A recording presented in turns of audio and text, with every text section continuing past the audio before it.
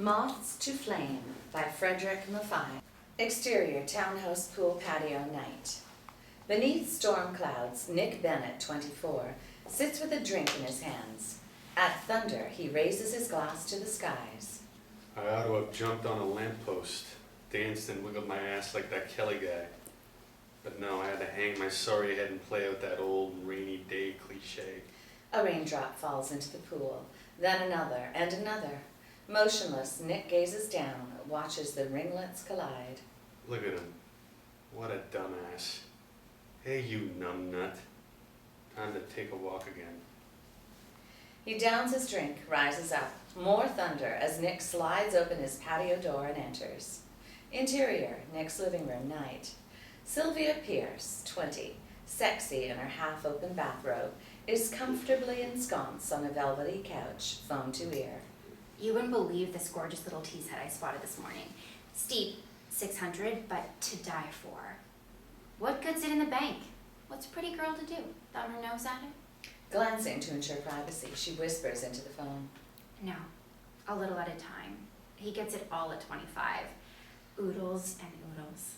My dad should have hated me so bad. On a table nearby sits a goldfish bowl, its inhabitant mouthily glubbing. Just one more week, and however many blowjobs these fine lips can pucker. Jen, I swear, I'm turning into my goddamn goldfish. Glub, glub, glub. She listens, prees, tosses her head proudly. Well, it ain't like we ain't both of us coming across. She starts, listens. From the room adjacent, a drink stirred. Gotta go. Bye. She hangs up. Nick enters, a fresh drink in his hand. Raining yet? It never rains, but it pours. Who is that? Just Mother. Her aches and pains, you know, the usual. I liked you better when Mother was Ma. Before you hit the big time, start putting on airs. She flinches, studies him. She eyes his drink, looks up invitingly. Anything else I can tempt you with? My glass is full. He drinks half. Now what is it? She eyes him suspiciously. It's half full. That what you call it? He downs the rest, sets a glass on the coffee table. Coldly, she watches him leave the room. She frowns, places his glass on a coaster. Slipping to the doorway, she peers into the darkened room beyond. Satisfied of privacy, she leaps back onto the couch, dials. Hey girlfriend, me again. He went to bed. That old demon rum. How's about I show you that tea set tomorrow? Nick strides in and is behind her. He grabs her roughly by the collar. Say goodbye to Mother. The phone falls from her. She turns toward him, a sudden heat in her. He yanks her clear over the back of the couch. Her parted lips invite him. Angry with me, lover? He whips the robe from her. Gasping, unsheathed, she waits. He rushes her. Her back hits the wall. Swallowing half-growled kisses, she unsheathes his weapon of choice. One taut leg lifts round him. Oh, Nick. He bangs her where they stand. Secret from his eyes, she smiles, happily bored. She rolls first her hips, then her eyes, all but yawns. The phone lies on the rug. Syl? You there? Sylvia? Interior, Nick's living room day. Nick sits drinking coffee, his duffel bag nearby. A key in the lock draws his evil glance. Sylvia, arms full of packages, trips over his suitcase by the door. What the hell? Nick nearly sets his coffee mug on a coaster, reconsiders. Meeting her eyes, he sets it on the table. Her teeth clench. A silent rage about him. Nick rises up, in the face of which Sylvia turns all sugar and spice. Oh, Nick. Home so early? I'm leaving. She sets down the packages. Where are they sending you this time? No, I'm leaving. Snipping your purse strings, so to speak. Her jaw drops. He eyes her purchases, smiles vindictively. Nice returnables. Sylvia's face goes pleading. She reaches out to him. He takes her hand, shakes it like a man's. I quit work today. Now I quit you. He snatches up his duffel bag, heads to the door, takes up his suitcase. He da-da-dums. California, here I come. But you hate that place. You said you didn't want to be tromping around in your dad's He ashes. nearly bites her head off. Assets, you moron, not ashes. I said I didn't want the remoteness. Now it's exactly what I want. Well, that's just great. Now what the fuck am I supposed to do? You have survival skills. I've seen them in action. He's out the door. Sylvia follows after. Exterior townhouse, a street, day. Sylvia watches coldly as Nick hefts his suitcase up into the camper shell of his red 98 pickup, closes the door. He climbs up in the driver's seat at last. So you're leaving me in the lurch. His shit-eating grin. Gotta sign some papers where the movie stars roam. Her mouth opens, snaps shut again. The engine roars alive. Nick sings. Happy birthday to me. Happy birthday to me. Happy birthday, dear Nikki. Burning rubber, he screeches away. She screams after his fast-escaping truck. Fucking prick bastard pussy! His hand flips with a bird through the open window. Interior, pickup day. Empty highway before him. Nick squints against the sun's tip on the horizon. A shit kicker on the radio ends. Mr. Wither here. Balmy tomorrow, folks. Spring has sprung. The grass is riz. Wonder where the flowers is. They're all right here in balmy briar patch and environs, good people. Nick eyes his radio askance. Interior, exterior, pickup, night. The battering ram is the neon-lit little honky-tonk just ahead. Nick pulls in among a lot full of pickups. Before Nick can get out, two men step from the bar in single file, their faces indistinguishable in the distance. Several more men step out behind them.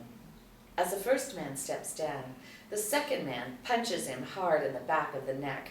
Down he goes, and a vicious kick designed to remove the downed man's head from his neck. The kicker, in a jacket bright red under the lights, steps back into the bar. Several men move toward the downed man. Nick guns the engine and pulls out of the lot. A quarter mile down the road, Nick turns in at the neon-lit Outcasts Motel. Blinking, he eyes the name askance. Interior, registry desk, night. Dingy, ancient, a deadness to it. Nick taps the bell.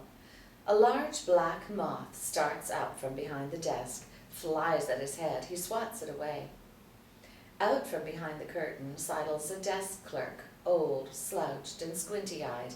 Hard of hearing, he barks. You're very young. Nick's eyes widen satirically. And I'm sure that has everything to do with my staying the night. Or maybe nothing at all. But since I'll gladly fork over the... How much you say? At a flutter nearby, Nick glances, prepared to swat. Of a really aggressive moth here, you know? The clerk, head down, appears asleep. Hey, old-timer. You alright? The clerk starts awake. You were speechifying. Yeah, sorry. Nick looks oddly at him. Faintly in the background, sirens. Interior motel room, night. So darkly depressing, Nick shuts his eyes against it. Tomorrow, balmy. Interior shower, night. A cracked linoleum-patched wall around him. Nick rinses the soap from him. An ancient clog of black hair prevents the water's draining. Home at last. Interior motel room, night. Half-dressed, Nick pulls his bag from beneath the bed. From a hefty fold of loose bills, he extracts 4 50s, stuffs them in his wallet. Comes a strange rustling just outside his door. He opens it to a wind-blown night. A caught page of notebook paper flutters at his feet. He picks it up. It's a child's drawing of a flower crayoned yellow. Nick brings it in, props it against the lone gray lamp in the nightstand. He stands for a long moment, looking down at it. One thing I got from my old man besides low self-esteem, a few old lyrics. How little we know, how much to discover. Interior motel room day. Light glimmers past the edges of the torn window shade. Nick lies fully clothed on the made-up bed. A tapping at the door wakes him. Yeah. Towels? Shits? Shits? Hang on. He sits up, rubs his eyes, and opens the door to Rosa Latina, mother to Maria, who stands beside her, 14 and ripening lusciously. In Rosa's arms, towels and sheets. We can come back later. No, I'm out of here. Give me a sec. He fetches his bag, while behind him, Maria whispers to Rosa. No, you idiot girl. Sec. Give me a sec, not sex. Like a second, only shorter. Bag in hand, Nick faces the women. Maria's slow, half-masked gaze brazenly drinks him in. She smiles up at him, white teeth startling against the red of her lips. Charmed, speechless, Nick clears his throat. Is there a place to eat around here? You go a mile that way. Nick's glances ever return to Maria, flit away only to return again. Maria eyes him unwaveringly, an electric current hold upon him. He clears his throat. Well, thank you, ladies. I'm off then. Damn starving I am. He steps out backwards, ever drawn. Exterior motel room day. Nick starts to his truck. Again he glances back. Maria comes toward him, a ripe peach held out to him. You sure? She offers it to him. He reaches, but she lifts the peach to her lips, bites into it. A drop drips down her chin. She catches it up with a finger, sucks it off. Again she offers him the peach. Mesmerized, he takes it. He bites into it where she has left off. Maria! Maria, girl, where are you? Lingeringly, Maria turns back to the room, a last glance at Nick, and she disappears forever. Interior pickup day. Nick tosses the peach pit out the window, shakes his head.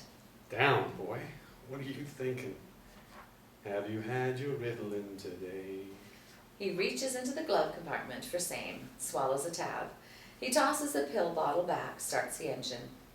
Interior, exterior pickup day. The road bumpy, the truck sways. Nick struggles with a radio dial, station after station of shit kickers. A sharp little bend, a sudden jolt. He brakes hard, grabs both hands at the wheel. Wide-eyed, he skids off the road, lands stuck in a ditch. He bangs the steering wheel, glances heavenward. Exterior ditch day. Nick inspects his flat front tire, spies a wet spot on it. He reaches, hesitates, touches it.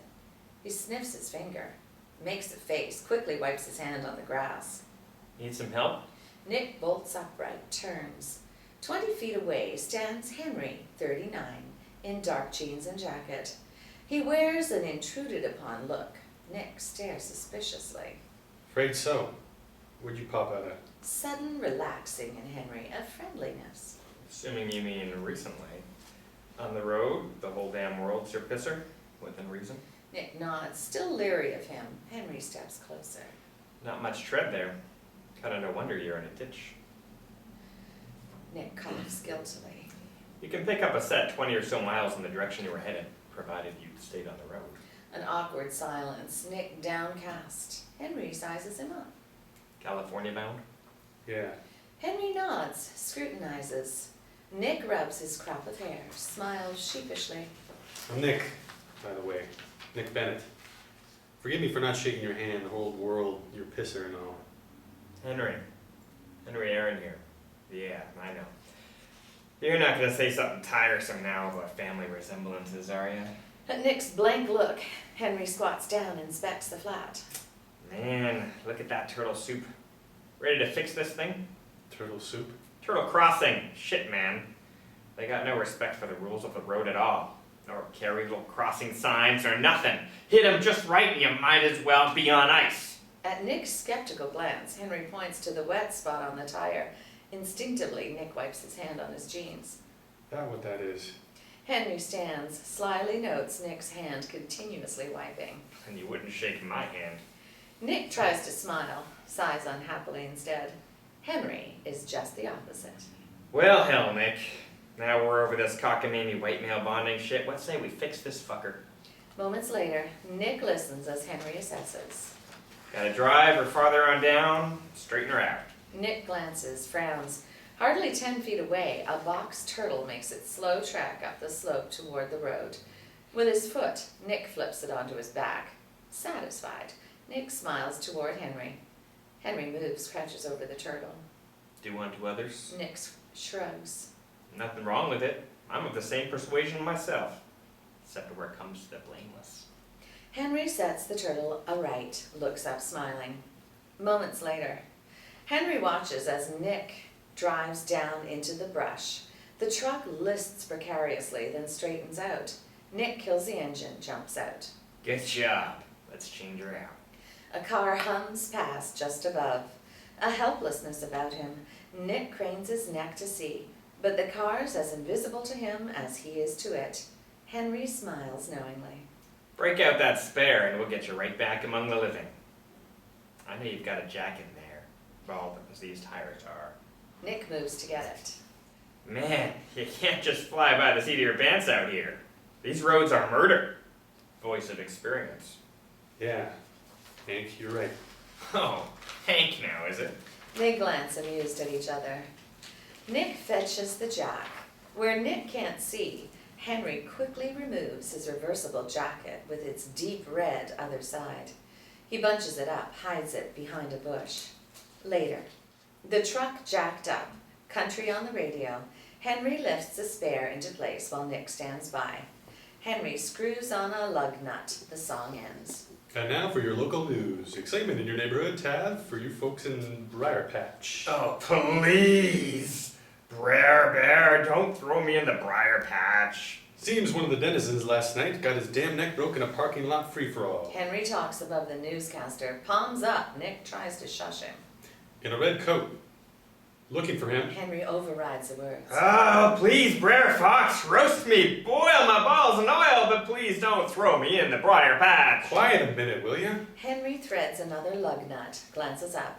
A new song begins. You a news buff, Nick? Damn, I was there. Where? That bar, I saw it all from the parking lot. Man, you'd best stay out of them places. Best you got a hankering toward getting your neck broke. Lug nuts in place. Henry stands. Drop her down, Nick. Nick grabs the jack handle, pauses. This dude in a red coat sucker punched this other dude and damn near kicked his head off. Man, I never got so unthirsty so quick in my life. See Nick go. See Nick go fast. Damn, Nick, that's fucking funny. Drop her down now, will ya? Nick begins lowering the truck. Later, Nick at the wheel, the truck lurches forward, backs, sways, to no advantage. Nick shuts her down, shakes his head. No good. I gotta get a tow. Nick leaps out, slams the door shut. No cell phone? Nick kicks the fender, his voice tight with rage. Never got one. Deliberately. Seems only my good fucking choices happen to be by accident. Henry studies him. But when you finally spot him, you rectify him. Deliberately. Nick studies him back. You're a subtle guy, Henry. Bet there ain't much gets by you. Henry shrugs, eyes Nick with a hint of challenge. Trust me at the wheel? You're too timid about it. This baby's just aching to leap right on up. Nick looks aside, rubs an eye, considers. I don't know. Doesn't feel right. Up to you. You're eating breakfast half an hour from now, or you're still praying for that tow to come supper time. See you at the diner. Henry salutes comically and starts up the slope. Whoa, whoa, whoa. You sure you can get her on the road? Sure as houses. Nick takes a deep breath, smiles, and broader yet in answer to Henry's patiently challenging look. All right, wait a sec. Let me lighten her up a bit. Nick goes to the back, grabs up his duffel bag. Sentimental keepsakes? Nick meets Henry's gaze full on. You might say that. Henry nods approvingly. He opens the cab door, pauses. Any breakables back there? Not a goddamn thing I ain't already written off. Moments later, Nick stands on the road, bag in hand. He bites his lip, sees desolate road in both directions. Henry at the wheel gazes up at him. Go on, man. Henry lifts his chin with a pride and determination so fierce as to cause Nick to look away. The truck quarter turns, nearly tips over, but its front end now faces the upward slope to the road. Quick intake as Nick remembers to breathe. Aware he's biting a nail, he quickly drops his hand. Still clear? Go! The engine roars murderously. Nick jumps back and away. Like some great beast, it explodes up and out, hangs suspended, crashes down in one piece. Nick watches open-mouthed as his truck sharply turns, speeds away without him. Interior pickup, day. Henry smiles to himself, watches Nick in the rearview mirror, the lost, helpless look of him. Exterior, Nick's plot of road, day. Seeing his truck speed away. That sly, dirty motherfucker. Immediately, the truck brakes. Henry leaps free, calls. Come on, man! Ain't no parking here! Nick trots up, stares poker-faced at his helpmeet. You thought I was taking off? Nick scratches a growing stubble, is silent. Man, I don't park at a curb, and neither should you. Ever. Nick stands awkwardly for a moment, pulls out his wallet. Can I help you some? and spoil my good Samaritan status? Off Nick's questioning look. Put it away. Hands in pockets, Henry steps back as Nick tosses in his bag, takes the driver's seat. Nick slams the door shut. Thanks, man. Welcome. Nick's fingers tap the steering wheel. He coughs. You need a ride? Need? No. But I could use one. How far are you going? Man, if I planned shit like that, I'd be there by now. Nick eyes him curiously, decides. Hop in. Henry rounds to the passenger side, climbs in. Insert Henry's jacket. Its red underside astir in the breeze is revving in the distance. Interior pickup day. Nick and Henry barrel along, country softly twanging. So what do you do, Henry? Besides rescue idiots like me on the road? A little most of everything. Jack of all trades? Master of whatever I put my mind to. Nick eyes him slyly. You sound more educated than you let on, my friend. So do you, Nick. For all the good it did you in that ditch. Yeah, computer programming. Not that it's a passion or anything. Nick turns off the radio. Can I ask you something? Ask away. Without hemming and hawing, I mean, there's no way to ask this tactfully. What's a smart, capable gem of a guy like me doing out here on the road? That the gist of it? Say, how do you do that? Yeah, nail on the head. Why? I look broke or helpless to you? But you're out here. What? Thumbing it and... A soldier of fortune's what I am. Hide, mind, soul, and cock. Part and parcel of the great American landscape. Nick looks askance at him. writing a book? Maybe one day. Who knows? So how's a soldier of fortune get by minus a change of clothes? I'm not sure whether it was the Hatfields or the McCoys, but I found myself rudely interrupted, in flagrante delicto, you might say, with another man's gentle spouse. Ouch. Fragrantee? Who? French? Italian. But there went my suitcase and change of clothes, probably plumb full of buckshot by now. Was she worth it? Bet your ass she was. Town coming up. Exterior road day. A small town ahead, the truck barrels toward it. Interior Fletch's garage day. Fletch, one oily, cheating porker, delivers his pitch. Nick, bag in hand, receives it while Henry hangs back. Good deal on those. $5.50 for the set. Nick scratches his stubble. Can you put them on in a hurry? Henry steps up to Fletch. It's a good price, but not for those tires. You made a mistake. Fletch looks hard at Henry, sees something in the set of his eye that gives him pause. Yeah, well, let me reconfigure that so as to... Reconfigure it to 500 for tires and alignment both, and we got a deal. How's that sound? Oh, you're a good old boy, aren't you? A good old boy, wherever the hell you're from. Takes one to know one. How do you want it? Cash, check, or spread your fat cheeks? Fletch, chubby cheeks red as boiled lobster, can't stop laughing. He calls phonetically to his biceps bulging mechanic, who stands wiping his hands. Hey, Zeus! Give these boys the gold treatment on their here fine tires and alignment. How long? Figure a little over an hour. Exterior Fletch's day. Henry and Nick step out. Nick eyes him with downright admiration. They walk toward the parked truck. Whoa, way cool. All the things I wish I'd said but didn't. Henry laughs over Nick's going on. Man, I took one look at old Jesus back there and I said to myself, hell, I'd gladly pay $1,000 not to have to fight that motherfucker. Shows to go, ya. Right makes might. Even a little dog keeps his bone so long as he's chewing on it. They pause at the truck. What do you mean? Big dog don't mess with a little dog and his bone. The fierceness of ownership, the cowardice of the thief. It's only when the little dog steps away and says, "Can you put him on in a hurry?" that right turns not to might, but to, "Oh, woe is me, the world has done me wrong." Nick, deflated, unlocks the camper door. Then there's the pit bull factor to consider. He's after the dog. Nick glances warily. Henry waves him off, laughs. And not a single bone of contention between us, right, Nicky boy? Canine or otherwise? Oh, he'd be no longer bald, reasonably priced new tires. Nick laughs tentatively, his admiration glowing anew. Henry notes the look, shrugs, and shakes his head. Don't be overly impressed. At least your bag ain't full of buckshot. Something to be said for a man who knows when to keep it in his pants and when not, eh, Nick? Again they laugh. Subtly, Henry notes Nick's guilty glance away. They start toward the diner across the street. Interior diner day. Nick and Henry enter, start down the aisle past a smattering of patrons. Henry taps Nick's arm, whispers. Bet you 20 there's a gun-snapping waitress. Nick, amused, glances for the waitress, yet to be seen. They choose a booth. Visible through the glass is Fletch's garage directly across the street. They see Fletch step into the sun, glance up and down, then straight across. Henry waves to him and Fletch waves back. Yeah, I'm watching you, you steamy little turd.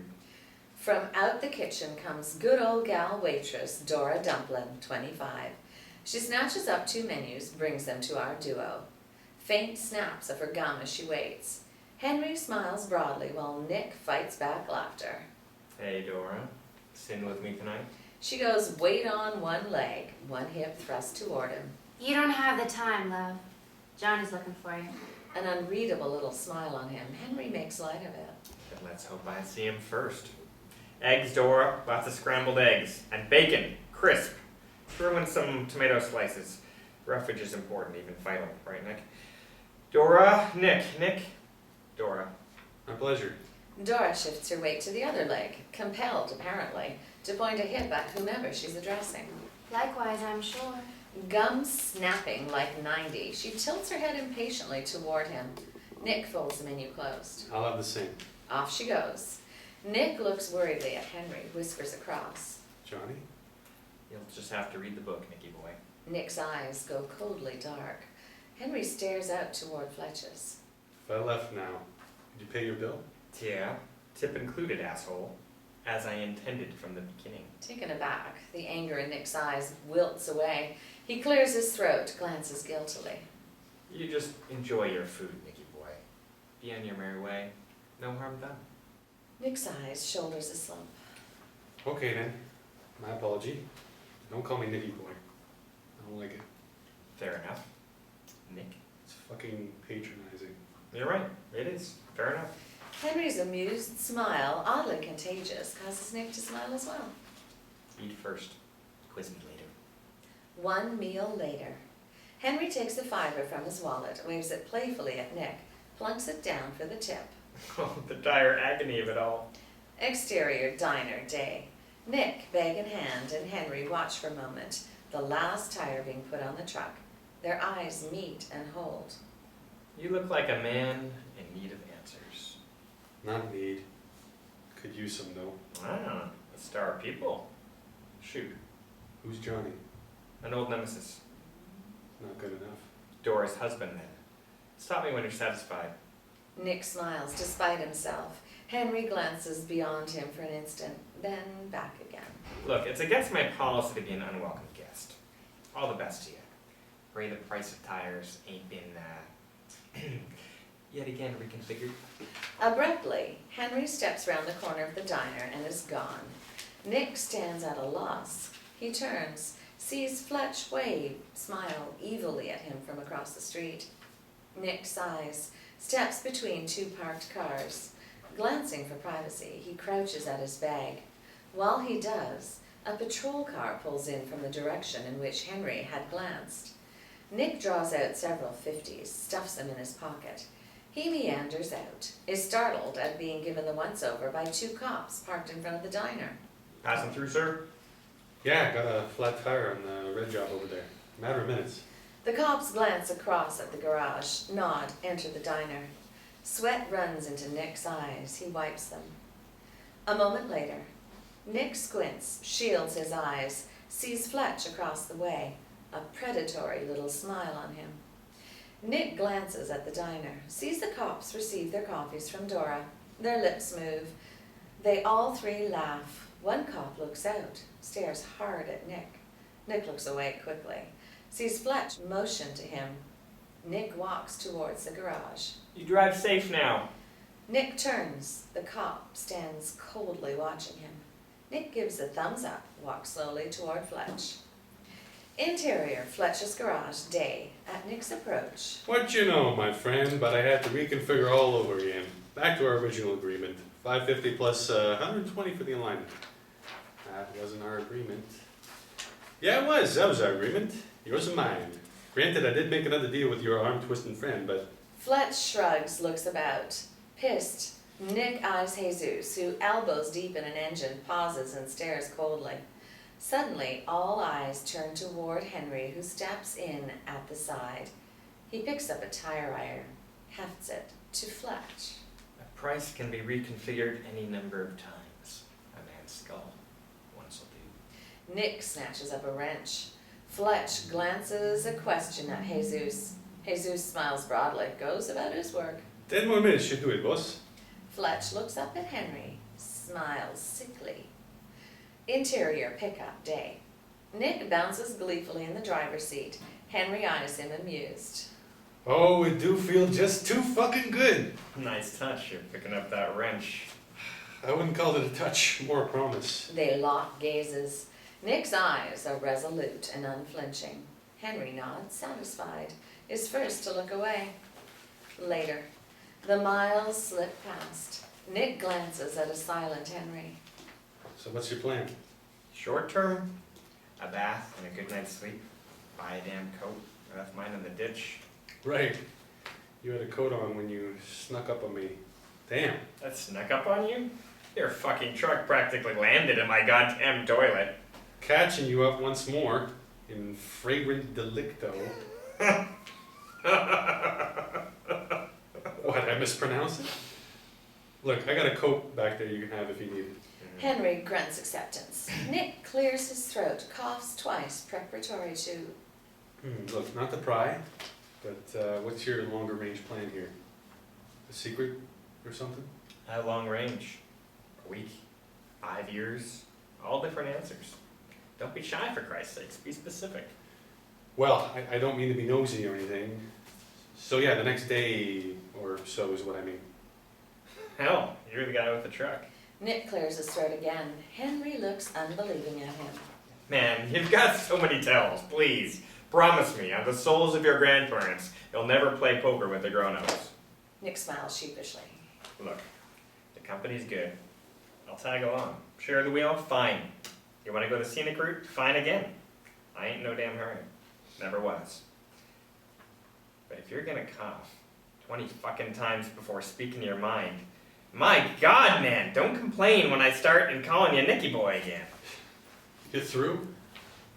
Except for this sage advice. Keep walking around with this goddamn bag glued to your hand. It's gonna change hands for sure. I mean, tattoo it on your fucking forehead, why don't you? Rip me off. Instinctively, Nick edges the bag closer to himself. Playfully, Henry shoves the bag against Nick's leg. Okay, Dad. They drive in silence for a time. Ain't it the truth? Dads always give their sons 10 times more good advice than their sons care to hear. Nick glances sharply toward him.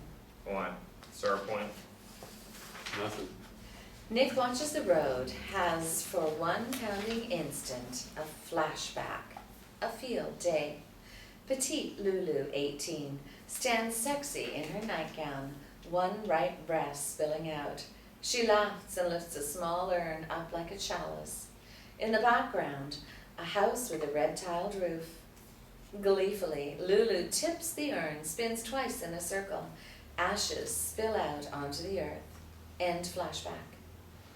Nick reaches for the dial, an instant shit kicker. Interior motel room night. 2 beds, a TV, its sole luxury. Nick tosses his bags onto a bed. Henry sits on the other, sheds shoes and socks. I'm for the shower, man. Unless you want it first. Nick pops open a suitcase. No, go ahead. Grab a shirt and jeans out of here. It's all generic. Nick sits on his bed, opens a drawer on the small dresser between them, lifts out. The ever-present Gideon Bible. Henry takes off his shirt. He stands, pulls off his undershirt as well. His body is prison hard and muscular. You a Bible thumper, Nick? I'm from a whole line of them. At 7 or 8, though, I discovered something else to thump. Life changed then, and I've never looked back. Nick, his head buried in Gideon, looks up at him. There's a great first paragraph for your bestseller. Henry drops jeans, steps out of them. Nick turns aside, heeds Gideon's call once more. Henry sheds shorts and moves showerward. Nick glances, spies a long, jagged knife scar on Henry's back. Henry over his shoulder as he goes. Check the Old Testament for how times have changed. The U.S. could stone a son to death for being disrespectful to his parents. He pauses at the door, looks back, a ready laugh at him. I don't know, kids nowadays. Henry steps in. Nick stares for a moment at the closed door. He hears water splash down. Quickly, Nick opens his bag, takes the money from it, stuffs his wallet fat. Glancing, Nick meets himself in the dresser mirror, studies himself.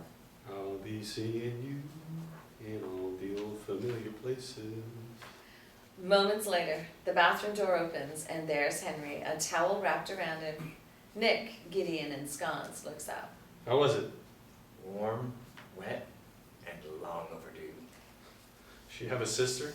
Moments later, clean-shaven, in underwear only, Nick steps in from the bathroom. He finds Henry asleep. He turns off the light, looks down at Henry. How odd it was, that compulsion in me to play moth through this man's flames. I saw myself in him, through him. He was me showing me how to be me.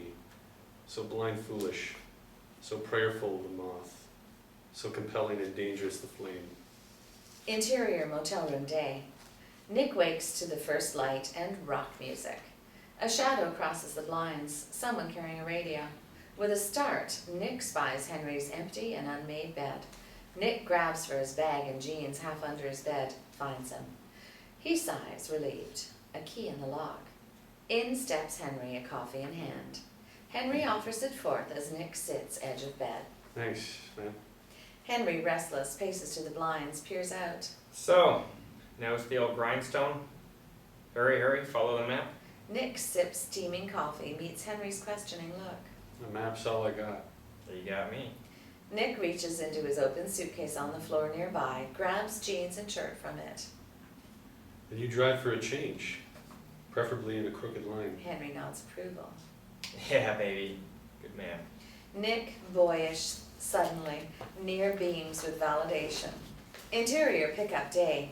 Henry swerves sharply, which throws Nick against the door. What the fuck, Henry? Henry maneuvers the wheel happily. We're wanting a morning swim, are we not? The truck bumps along, its riders a bounce. Exterior, a dirt road, day. The pickup navigates the ruts, lurches, sways. Ahead is lush green forest, mountains beyond. Soon the pickup stops where it has run out of road, heavy thicket ahead. Interior pickup day. Henry snatches the keys and leaps out. He dangles them playfully, then disappears into the thicket. Nick leaps out. Hey, my keys! Alarmed, he rushes into the thicket after Henry. He follows a narrow path. Faintly, he hears a rush of water. The path widens, then ends at the edge of a scenic little lake fed by a small waterfall. At quick footfalls, Nick turns sharply, sees Henry running naked as if through the treetops, some narrow wooden run beneath him, well nigh invisible. Henry slices into the water, silvery in the sun. He glides underwater, then bursts joyfully to the surface. What you waiting for? You're all covered up. Don't you know what a sin that is against all this Eden? Bravely, Nick begins throwing off his clothes. Every last stitch, lad. Not so much as a thread of that obscene garb. Nick rushes joyously naked into the cold water. Oh, you bastard! Oh, goddamn! A cry from Nick, and he plunges into cold depths. He comes up sputtering and breathless. Haha, not so long-faced now, eh, my friend? Spontaneous laughter between them, like brothers. Exterior, the wooden run day. Henry and Nick stand naked upon it. Henry half-turned and poised for his run. I built it, you know. Mind the splinters. You built it? Yeah, I work for some old guy. But this, I built for myself. He hurtles down the run, leaps clear, falls into space. The faint splash follows. Nick tenses, ready. Go! His young body quick as flame, Nick explodes down the run, leaps, cuts the water. Two men's bodies swim, splash, and turn in the water, bodies glistening. Exterior, water's edge, day. Nick and Henry sit upon a clean patch of sand in the sun. Or we could be staring at the road ahead and breathing in fumes. Henry lies back, hands under his head. Nick lies back as well. He turns onto his stomach, leans on elbows, the better to look across at Henry. Your book? The preview? What's it about? See, there's this really well-hung guy who... Well, it's not as if you hadn't noticed now, is it? Oh, I noticed. Your book then, it's a tale of a pole vaulter? No, say rather a man of prominence. A kindly man of whom it is said he gives to the little birdies this to perch on. That's familiar. I know it. Henry turns over as well, looks pleased at Nick. Ah, you know Cyrano. Very good. Then know that I glory in this nose of mine, for a great nose indicates a great man. Genial, courteous, intellectual, virile, courageous. No, it wouldn't be a book at all. I'd set it down on a single page, the same as, say, you might sum up the whole damn Bible in half a page worth of commandments. I'd sure like to read that page. Henry turns, rests his head on his arms, shuts his eyes. Nick follows suit. They lie sunning. Interior pickup, day. Their hair still damp from their swim. Nick is once again at the wheel. Henry, thoughtful beside him. Thou shalt be interesting and varied. What's that? That, my first commandment. As in a good conversationalist? More in the way, say, the Marquis de Sade is more interesting than Jesus. Care to elaborate on that? Your commandment makes Hitler the saint and Mother Teresa his moral inferior. Saintliness. A whole other subject. But tell me where, as a point of interest, Hitler falls short of Mother Teresa. Granted, she wasn't all that sexy, but... She was a saint, a kindly one. But Hitler's mere funny little smudge of a mustache alone presents us with a greater point of interest. Evil is more interesting than good. By Jove, I think he's got it. But as a personal preference, good is better than evil. Depends. What on? The sweetness of the temptation, of course. Interior pickup night. Henry drives, Nick rests. The neon sign ahead. Bells. I'm for a beer. Or several. Henry pulls in, drives slowly past two parked Harleys. Interior bells night. A dozen men and women promenade to the jukebox-generated twanger. Two bikers shoot pool. Nick and Henry grab a booth, greet almost immediately their short-skirted barmaid, Rita. She half shouts above the din. What'll you have, gents? Bring us a picture of your best draft. Henry surveys the scene. His eyes linger on two eye-roving pretties alone in a booth. One of them glances, notes Henry's interest, whispers to her friend across. Nick glances in the direction of Henry's nod, spies the two lovelies in their flower print dresses. Excuse me. You get the beer. Before Nick can reply, Henry is up and approaching the women who glance amused at each other. You find me amusing? Already? Without benefit of introduction even? Barbie, 27, a blonde, eyes him mischievously. It's just that you're very bold, very forward. Lucy, 25, brunette, seconds a thought. Quite bold, quite forward. Beats timid and backward. Thank you, ladies. I had the awful feeling, and I doubt you've ever experienced anything quite like it yourselves, while I was approaching, and saw how great a source of amusement I was to the both of you, the awful feeling that perhaps my barn door was open.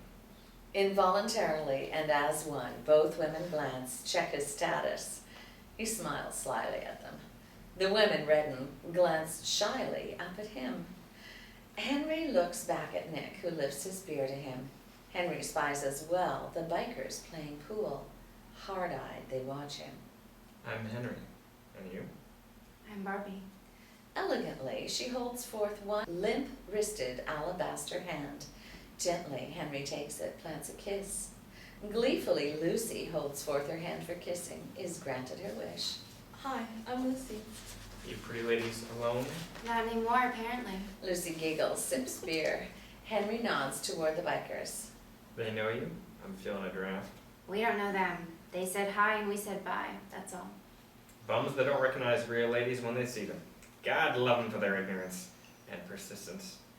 Sure as houses they'll be over here having another go at you as soon as I walk away. You have a point. Simultaneously, Lucy both nods and shakes her head decisively. He has a point. Might I suggest then that you ladies... A moment later, choking back laughter, Nick watches Henry arm flourish the two beer-toting babes on their girlishly giggling way. Nick stands to greet them. Ladies, this is my friend, Nick. He's a young romantic, so go easy on him. Nick, meet Barbie and Lucy. Lucy offers her hand to Nick, eagerly awaits his kiss upon it. Nick obliges. She beams. Henry gestures the women into the booth first. An explosively executed breaking of balls draws Henry's glance. The biker's looks toward Henry verge on the downright murderous. Poker-faced, Henry stares back. Comes Rita to interrupt the staring contest. Hope you want another picture, sweetheart. Henry nods to Rita to lean in closer, which she does.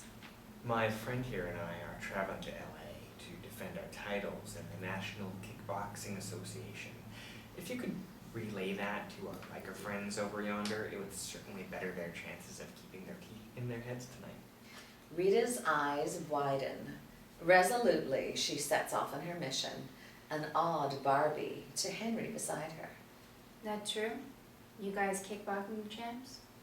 We'll be whomever you like. All four laugh as Barbie gives Henry a poke with her elbow. In the background, Rita whispers to another barmaid who immediately begins drawing two drafts, Nick to Henry. Competition for the affections of these fine ladies? In the background, the bikers receive their beers from the barmaid, bend their heads to listen, newfound respect in their eyes as they glance toward Henry's table. Modesty forbids. What do you think? Barbie? Any competition for my charm and wit? His hand goes to her knee, easily accessible past the hem of her short flower print dress. Gently but firmly, she removes his hand from her knee, smiles nonetheless. They're low types. I'd say we did pretty well for ourselves. Eh, Lucy? Lucy nearly dribbles beer in her hurry to answer. I'd say very well indeed. Henry glances mischievously at Nick. Thou shalt never marry. Blank looks from Barbie and Lucy. Nick to the ladies. He's writing the book of Henry, Commandments rewritten. Unless I miss my guess, we're in for a preview. Oh yes, do. Give us a preview. Henry gazes down upon the bright expectancy of her. Spoils things, marriage. The initial wonder, the passion, all gone. Voice of experience? Always. Either of you lovely ladies ever been married? They nod as one. Either of you care to contradict me so far? What is it but a deathly contract between two utter strangers, each scrambling for their lives? So soon, a horror story? Don't spoil it for me, my friend. I still have a hopeful heart. Lucy touches Nick's arm affectionately, tipsily earnest. You must always, always, always keep your dreams of love. She's washing his dirty underwear, wiping his brat's runny noses, hating his grunting and sweating over her every night, and all the while wringing her hands. Oh, where's the love? Henry takes a swig, smiles, pleased over the attention he's commanded. Barbie with bated breath. Go on. As the husband, he no longer sees himself reflected in her eyes, the hero he once was. He's boring, a flunky. And she wonders why he can't get it up. She nags him, she's taken a revenge on him, folded him up small and stuck him in her pocket. And before you know it, his only recourse is to abuse her. Revenge? What revenge is she taking? Yeah, revenge for what? For being a man. A mere man and nothing more. Her once Prince Charming. You're cynical, Henry. Lucy takes Nick's hand tightly in both her own. Yes, Nick, cynical. Very cynical. Extremely so. Bah! A caricature. Entertaining, yes, but a caricature is all it is. Henry shrugs to the ladies. I told you, he was a romantic. Henry eyes Nick challengingly. But Nick, not only are you the one here that hasn't been married, you're the only one disagreeing with me. Nick opens his mouth to speak, isn't quick enough. So why are we all here? What the hell are we searching for? Anyone? Love? The other three look askance at her. Passion. Passion, straight and simple. Finally, that's all there is. Henry turns, looks suggestively, knowingly into Barbie's eyes. Red-faced, she meets his gaze. You're saying we're all of us here just to get laid? Their eyes remain heatedly locked. I suggested no such thing. That's your word, and an ugly little word it is too. Passion, my dear. What we all had the faintest hinting at before we got married. Henry touches his hand to Barbie's knee, but briefly. He smiles mischievously at her, leans in close. Putting such dirty words in my mouth as exist in your head, you do me an injustice. Flustered, she smiles placatingly at him.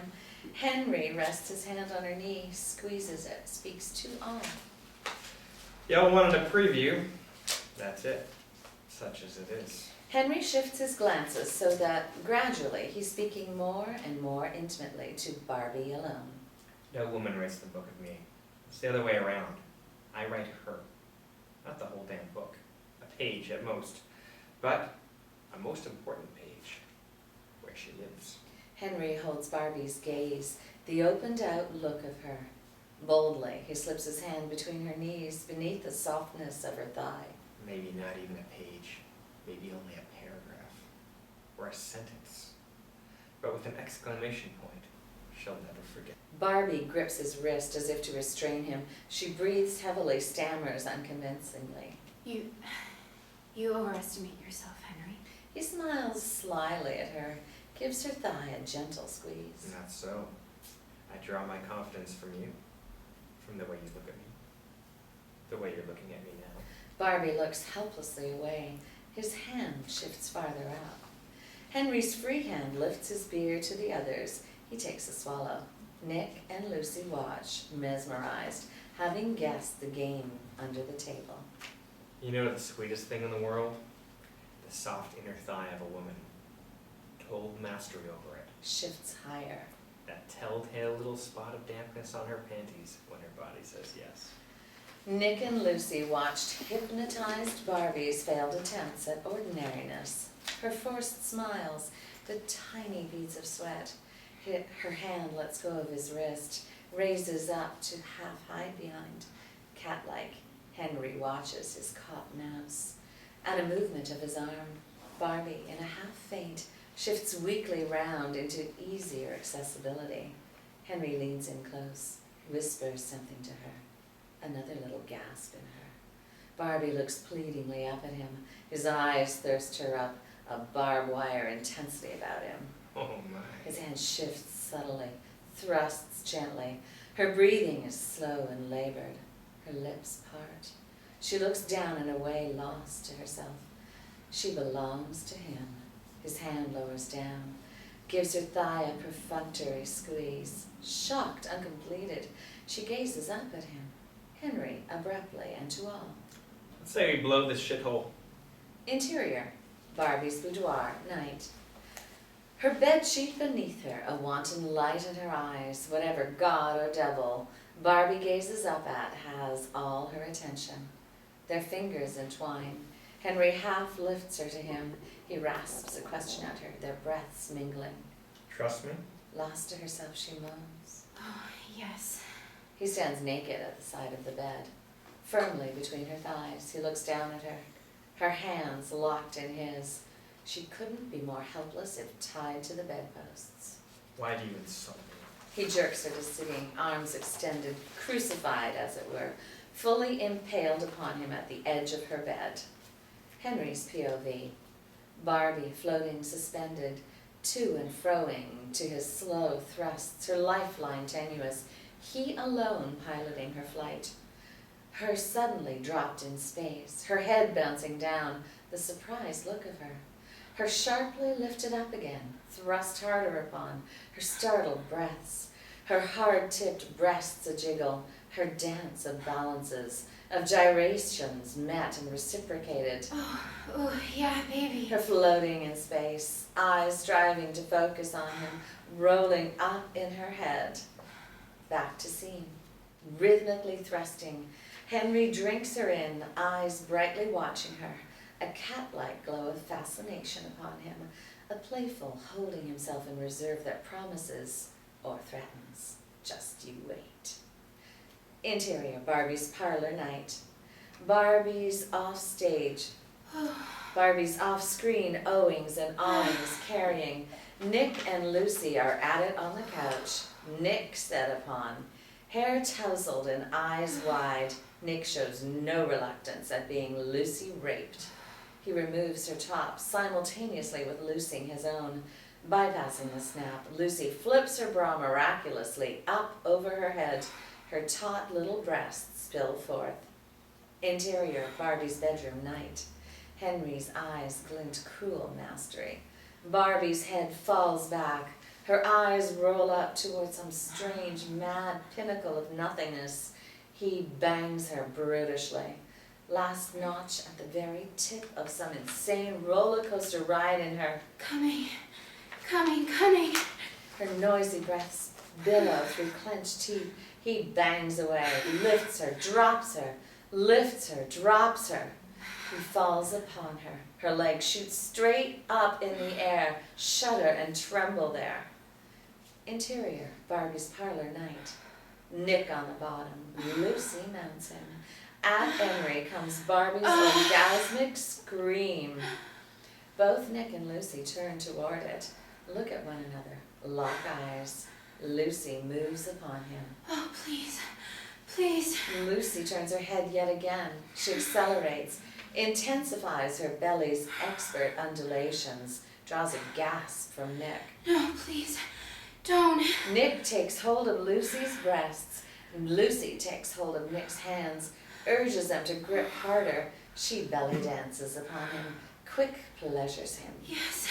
Oh, yes. Lucy glances again, spurred on by Barbie's mad little cries. No, Henry, please.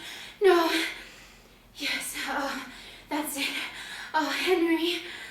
My God, no. Please. Oh, you bastard. Coming. Yes. Nick quick gasps his orgasm, lifts her, pumps her hard. Lucy's hurt little bottom rides that pony like the cowgirl she is, bringing herself off. She lies panting upon him. You're killing me. Yes. Please, yes. Nick and Lucy laugh together over Barbie's off-screen mulings.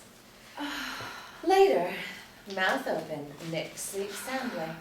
Carefully, so as not to wake him, Lucy stands, gathers her skirt and top, slips quietly from the room into the hallway. Her gathered clothes only somewhat covering her nakedness. Lucy is at the half-open bathroom door. She turns at the sound of a door opening. Henry stands eyeing her, his pertinent parts hidden behind the door jamb. Lucy glances quickly toward the bathroom and sanctuary, back at Henry and temptation. She turns toward him, meets his gaze for too long a moment. Henry steps out, a banty cock in full plume display. Helplessly, Lucy draws nearer. Henry ushers her past him through the doorway, holds her gaze. He relieves her of her gathered clothes as she enters. The door shuts them in. Interior, Barbie's parlor night. While Nick sleeps, there carries the combined pleasure cries of two women. Nick's eyes open. Gradually, awareness taking hold of him, he smiles. Interior, Barbie's boudoir night. Barbie lies on her back. Lucy is on top of her, looking down. They strive belly to belly. Barbie turns wide, dazed eyes toward her full-sized wall mirror. Barbie's POV, herself on the bottom, Lucy's breasts rhythmically brushing her own. Henry atop Lucy, his maleness hot-dogged between the women's bodies, sparking both their engines. Henry watching himself grab Lucy's hair, hard, forcing her head down. Herself, Barbie, beginning to turn, beginning her own and reciprocal opened mouth capturing of lips. Interior, Barbie's parlor day. Henry's hand nudges Nick awake. Let's go. Nick sits up, rubs his eyes. He looks across at a restless Henry, sitting knees a bounce. Christ, you're more hyper than me. Did you get enough? Henry tosses his head back in a silent laugh. They wake, look around, find themselves alone. They thank me profusely, but alas, I am gone. Who was that masked man, they wonder? Interior, pickup day. Nick begins backing out Henry beside him. Hey, Henry. Nick breaks. Past Henry, Nick sees the two women staring topless from the bedroom window. Angrily, Lucy disappears from sight. Protect your truck, man. Get us the fuck out of here. Yeah, darling, we're late. Mustn't lose our titles by default, don't you know? Okay, go on, man, go. Nick guns the engine, turns the wheel, peels out. In Nick's side mirror, an enraged, skirts a-flying but topless Lucy flings a rock at his escaping truck. Nick turns onto open road. You've got a way with women, Henry. I'm totally envious. Anybody can aim low. You should have come in. I wouldn't have had to work so hard. Not my style. Threesomes and foursomes. Ain't for everybody. Besides, it looks like you were wielding Serrano's sword around there. Didn't they appreciate you sticking my damn nose in? Comrades in arms, they laugh together. Anyway, women nowadays are prejudiced. You, Henry, man of prominence as you are, suffered no discrimination. As for me, I doubt I could have withstood the woman's spatial slurs. Henry, in sheer bent-over glee, reaches across, grabs Nick's shirt collar, yanks it, playfully remonstrative. Moments later. Any kids, Henry? A daughter, 5, 6. Where? California, Palo Alto. Nick glances surprised. Close to where we're headed. Henry is silent. So there had to have been a time when you were aimed higher. Henry gazes silently out the window. Exterior, a gas station, dusk. While Nick pumps gas, Henry approaches with 2 bottled coffees. Tosses one to Nick. Nick fumbles, nearly drops it. Shit, man. Henry shakes his head. Hell, you took me by surprise. Henry uncaps his bottle and drinks. Nick does the same. If we drive all night, we'll be at my dad's place in the morning. My place, I mean. You up for that? Whatever. Nick scratches the back of his neck, clears his throat. Unless you have a better idea. If you're tired, we could stop over, or could maybe, aim low again. Henry stares half incredulous at him. Man, whatever that means, whatever. Unless you're needing me to tell you what the fuck to do and when we do it. With wounded eyes, Nick glances sharply toward Henry. The gas clicks off, full. Hurt turned to rage in him. Nick snatches out the nozzle, slams it down in its cradle. Playfully, Henry flashes him the peace sign, smiles amused. Nick changes yet again, smiles tentatively. Nick's attention shifts to replacing the gas cap. Henry's dangerous eyes calculate him shrewdly, coldly, secretly. Interior pickup, dusk. Henry drives toward a setting sun. Abruptly, he swerves. What was that? Roadkill. We must be in California, roadkill capital of the world. What do you mean? Never noticed that about California? Nobody picks them up. They just lay there stinking, waiting for the next 18-wheeler. Insert a squashed cat whose wide, dead eyes stare out at Nick's truck, barreling toward the last remnant of light. Exterior, Nick's place, day.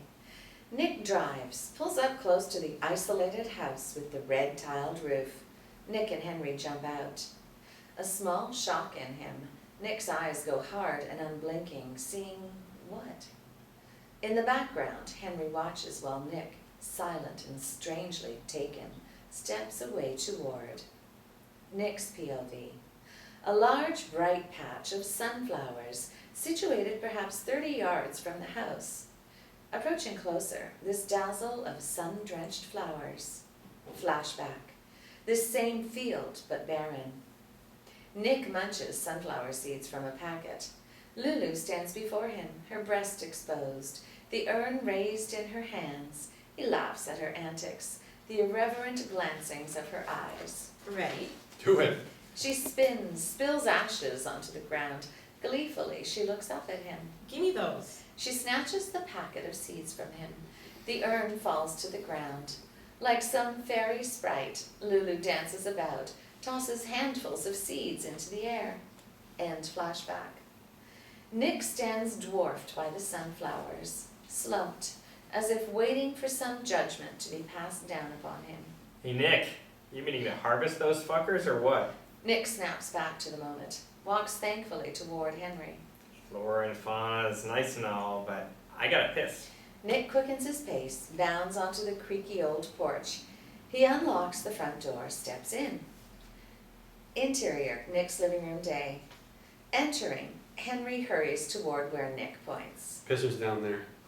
Alone, Nick looks about, spies in front of the couch a small mass of sunflower shells on the rug. Immediately he kneels, gathers them up. Henry steps in, stands above him. You ought to dub at the Sunflower Ranch. What am I missing here? The ones outside, they grew out of my dad's ashes. We spread the seeds. Henry scratches his head, waxes ironical. You mean after you put him to the taste test, spat him on the rug? Who's we? Nick smiles, a private amusement, gathers shells. Me and little Lulu. Right. No, seriously, her name was Lulu. And since she wasn't big, Henry sits upon a nearby armchair. Think you saw? Your dad, I mean? Look down, please. Nick rises slowly, a fist clenched round his gathering. Henry watches him step to the window. Move the curtain aside. Henry gazes out at the bright sunflowers. Flashback, the barren field. Lulu dances about, gleefully tosses small handfuls of seeds. She turns, sees Nick with his back toward her, his hands occupied, spritzing. Oh, Nick, you're not pissing, are you? Please, no. A perverse smile on him, Nick turns toward her. pissing? Certainly not. Watering. His stream puddles down, raising little tufts of dust in his father's ashes. Lulu, hands pressed between her knees, scream laughs outrageously. And flashback. Nick moves the curtain shut, bows his head. Henry watches him, an oddly perverse little grin on him. Exterior porch day. Henry stacks the last box atop one of several other stacks of boxes. Nick examines his array of computer equipment gathered as well. Some of this might have survived your driving. Packed it pretty damn good. Can't say I didn't try. Computers? The scourge of the earth. Thou shalt not use them. Thou shalt, I shan't. Moments later, Henry leans lightly against the railing. A dire creak, and it gives out at his touch. Your porch wants rebuilding. No doubt more than the porch. You interested? This time it is Henry who gazes out at the sunflowers. Nick steps to within an arm's length behind him. Look, man, we've been down this path before. I know you ain't comfortable with the Holdens. Nick glances toward the sunflowers as well. Neither he nor Henry look at one another. You're welcome to stick around. None of that hired hand shit. Right now, you're the only friend I've got. Ditto here. They face each other. Henry puts forth his hand. All right then. Nick, pleased, grasps his hand hard. You're not gay, are you? Henry yanks Nick toward him, gives him a shake by the scruff. Nick, a boyish smile on him, basks in the older man's approval. You're a better man than I, Gideon. Interior, Nick's den day. Off-screen hammering carrying. Nick works at setting up his computer. He steps back and surveys his handiwork. Moment of truth. He plugs it in, turns it on, and voila, it lives. Immediately, Nick rushes forth with the glad tidings. Exterior porch day. Henry expertly hammers away, a whole new porch half built. Nick rushes out with the news. The Phoenix has risen. I told you I'd get that broken down son of a bitch to work. Henry shows a thumbs up. This is what you don't want to hit when you hammer. Fair enough, man. But only if you let me show you how to surf the net. Henry raises a skeptical brow, drives a nail in 2 strokes. Later, Nick sits on a portion of new flooring, legs dangling. Henry measures off new floorboards where they rest on sawhorses. Is it a good house? As houses go? One good man and a sledge could take her down in a day. Sure as houses. Meaning sure to fall apart. Henry pauses in his measuring, props his pencil on his ear. There are houses and there are houses. Nick looks slyly at a most concentrated Henry before him. Nearly a week since your last commandment. Damned if you ain't been neglecting my education. Fuck that. But the house I grew up in, my dad built it stone by stone. That was a house. Henry breathes in deeply, snatches up the electric saw. Of Or some fucking corporation grabbed it up, the whole shebang. And they huffed and they puffed and they still couldn't blow the house down. It took their whole team of men 3 whole fucking days to do it. A mischievous smile on his face, Henry switches on the saw, sets its blade a scream through the wood. Wincing comically, Nick sticks his fingers in his ears. Exterior, the sunflowers, day. One bright sunny face after another staring out. Sunflowers POV. Nick, fingers in ears. Henry, taut-muscled and high-pitched screaming through the wood. Nick, turning and looking our way, taking his fingers from his ears. Nick, hopping down onto his feet, staring intently straight toward us, as if having sensed a ghost. Exterior, Nick's land, dawn. A small car of 90s vintage slows, parks 50 yards from the house. Interior, car, dawn. Bunny Wooten, 27, African-American, a stunner, even behind nerdy glasses, kills the engine. An excitement about her. She watches the house. Its truck parked in front. She waits. At seeing a light go on in the house, Bunny sits straighter, grips the wheel instinctively. Her hands relax down, and still she waits. Later, discernibly lighter, birds twittering morning, Bunny starts the car, pulls alongside the truck, and parks. Exterior, Nick's place, day. Bunny steps gingerly onto the half-built porch, knocks. Henry, shirtless in jeans, a half-eaten sandwich in his hand, answers. He looks her up and down through the screen door. Are you a vision? No, I'm Bunny Wooten. Were I a vision, I'd have chosen a better name. Henry eyes her curiously. He laughs, half scoffs. Bunny. She stares questioningly, half annoyed at him. Sorry. Reminiscent of a poem. The name. Can I help you, Bunny? Are you Nicholas Bennett? What poem? Henry draws closer to the screen, smiles and half whispers. Why do you spurt and spruttle like that, Bunny? Why should I want to throttle you, Bunny? Bunny takes a step back, glances away. Angrily, she glances back, finds Henry's friendly face. You asked. It's from Lawrence's Rabbit Snared in the Night. So literary. So you're Nicholas Bennett. Henry looks away, calls back over his shoulder. Hey, Nick. A lady here to see you. Throw on your Mr. Bennett pants. And your best smile. Henry laughs aloud at the wide-eyed Bunny, her tinkle of laughter mingling with his own. He opens the screen door. I'm Henry, by the way. Step in. No thank you, Henry. I'll just spurt and spruttle here alone for a bit, if you don't mind. Henry smiles amused and steps away. Suit yourself. Bunny steps nearer her car to wait. Nick steps out, fully dressed, politely curious. I'm Nick Bennett. What's up? At her quick smile, he steps down to meet her halfway, takes her offered hand in his. Bunny Wooten. I'm so glad to meet you at last. Nick blinks, confused. You sure you got the right guy? Your father was Charles Bennett, the writer, right? Nick stiffens. Bunny watches him intently. What is this, business? No, not business. I'm an admirer of your father's work, and A fan then. A fan of my father's. I'm making a documentary film about your father, and I'd like you to be a part of it. Nick glances up toward whatever ironical gods there be. Ah, jeez. Bunny studies him curiously. Jeez, you gotta be kidding. I've already interviewed many of his close friends, editors, publishers, everyone except the all-important missing link, the estranged son. Nick goes ramrod straight. Missing link. Flannery, wait a minute. Doesn't all this need my permission? My sole purpose is to honor your father. You could refuse to honor him, yes. Henry steps out, a glass of lemonade in hand. He drinks, watches from the porch. Bunny and Nick glance up at him, back at one another. With an intensity, Bunny reiterates. Yes, you could. You can certainly do that. You can help pile the dust of the ages upon your father's work, wipe him entirely from memory. Again, Nick looks to Henry. Bunny, observant of whatever dynamic between the two. Don't mind me. I'm just out here observing nature. Compulsively, Nick reaches out to a surprised Bunny, waggles his hand for her to take. Please, for a moment's privacy? Bunny takes Nick's hand and he whisks her away to the sunflowers. Nick and Bunny arrive and face one another. My God, who's the masked man? Nick gives her the oddest of looks. It's just an expression? Never mind him. Nick, distracted, grips a stalk, gives it a shake.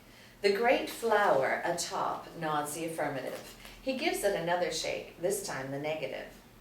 I see how much I've taken you by surprise. Nick causes the flower to nod yes. I'll take my affirmatives wherever I can get them. Shared laughter. They are lovely, aren't they? The flowers. Amazing how they thrive. I've driven by once a week for several months, hoping to find, and here you are, none other.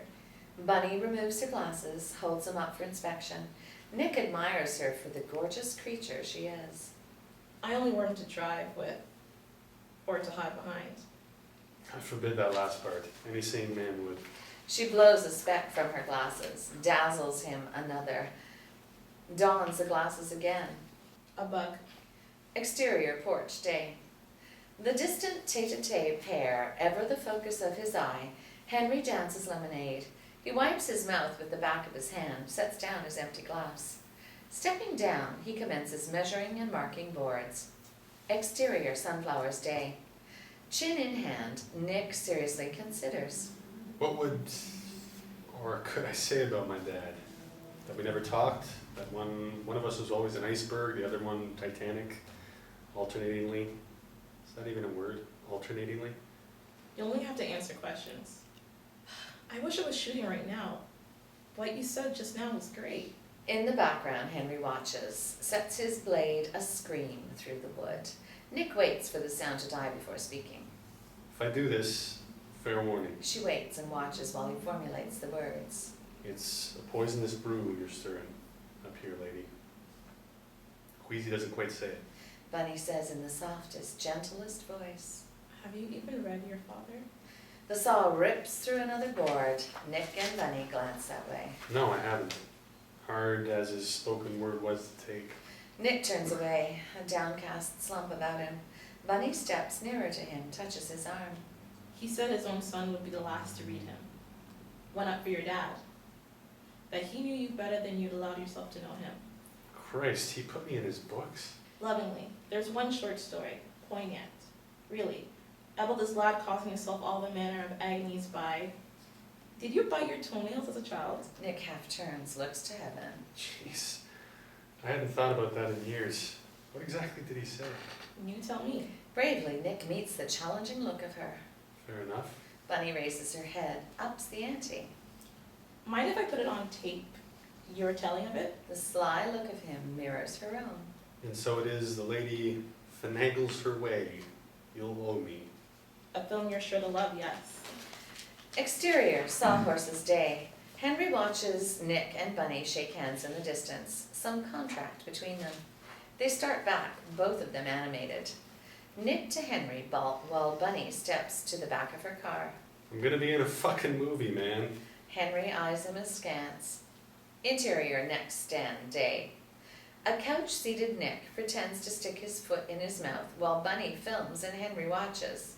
Not so easy as it once was. Anyway, I would bite my damn toenails. What was I, 12, 13? I thought you were younger. I hoped he was. Nick glances sharply at Henry, frowns. Cut. Quiet on set. Eye of the camera, POV. Nick motions, the finger across throat cut. We're making a movie here. Sometimes it's better to save than spend, especially one's dignity. Nick blinks and stammers. Well, god damn it, it wasn't the first time I put my foot in my mouth, and it won't be the last. Oh, there's a goal to shoot for. Nick glares at the unseen Henry. He changes suddenly, sighs, looks lost. All on the cutting room floor, guys. Come on, Nick. Handsome. The camera loves you. What doesn't work gets cut. Nick perks up, beams a smile. Back to scene.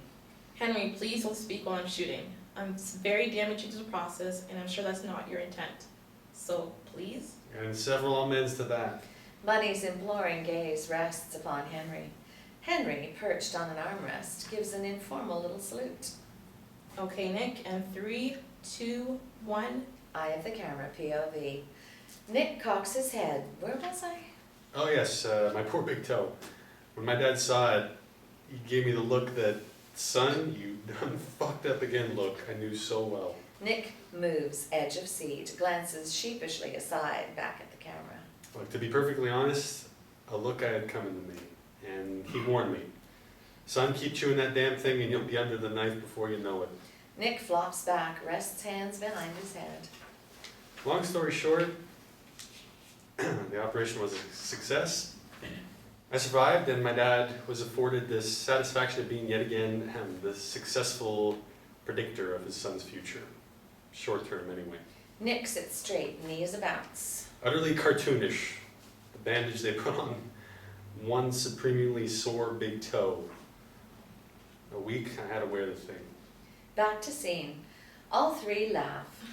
Nick stands abruptly, sheds the mic clip to his shirt. Cut. Excuse me for a sec. Nick steps out, leaves Henry and Bunny to collect themselves. He's always this way, or is it the subject matter? A little of each. 10 to 1 he's after the Ritalin. We put him off his schedule. It helps then. He thinks it does. Sometimes that's enough, Bunny. You don't very much like me, do you? He looks her up and down. But you couldn't be more wrong. I like you plenty. Coolly, efficiently, Bunny checks her camera equipment. Nick's invited me out to dinner. I wonder, will you consider being a genuine friend to him and not a pretend? How simple for all of us if the word genuine weren't subject to interpretation. They lock eyes. Bunny's hot and defiant. Henry's patiently amused. Bunny looks away. Exterior porch, dusk. Henry hammers the last nails into the completed porch. Nick steps out in sports coat and tie, his hair slicked down. Henry laughs at him.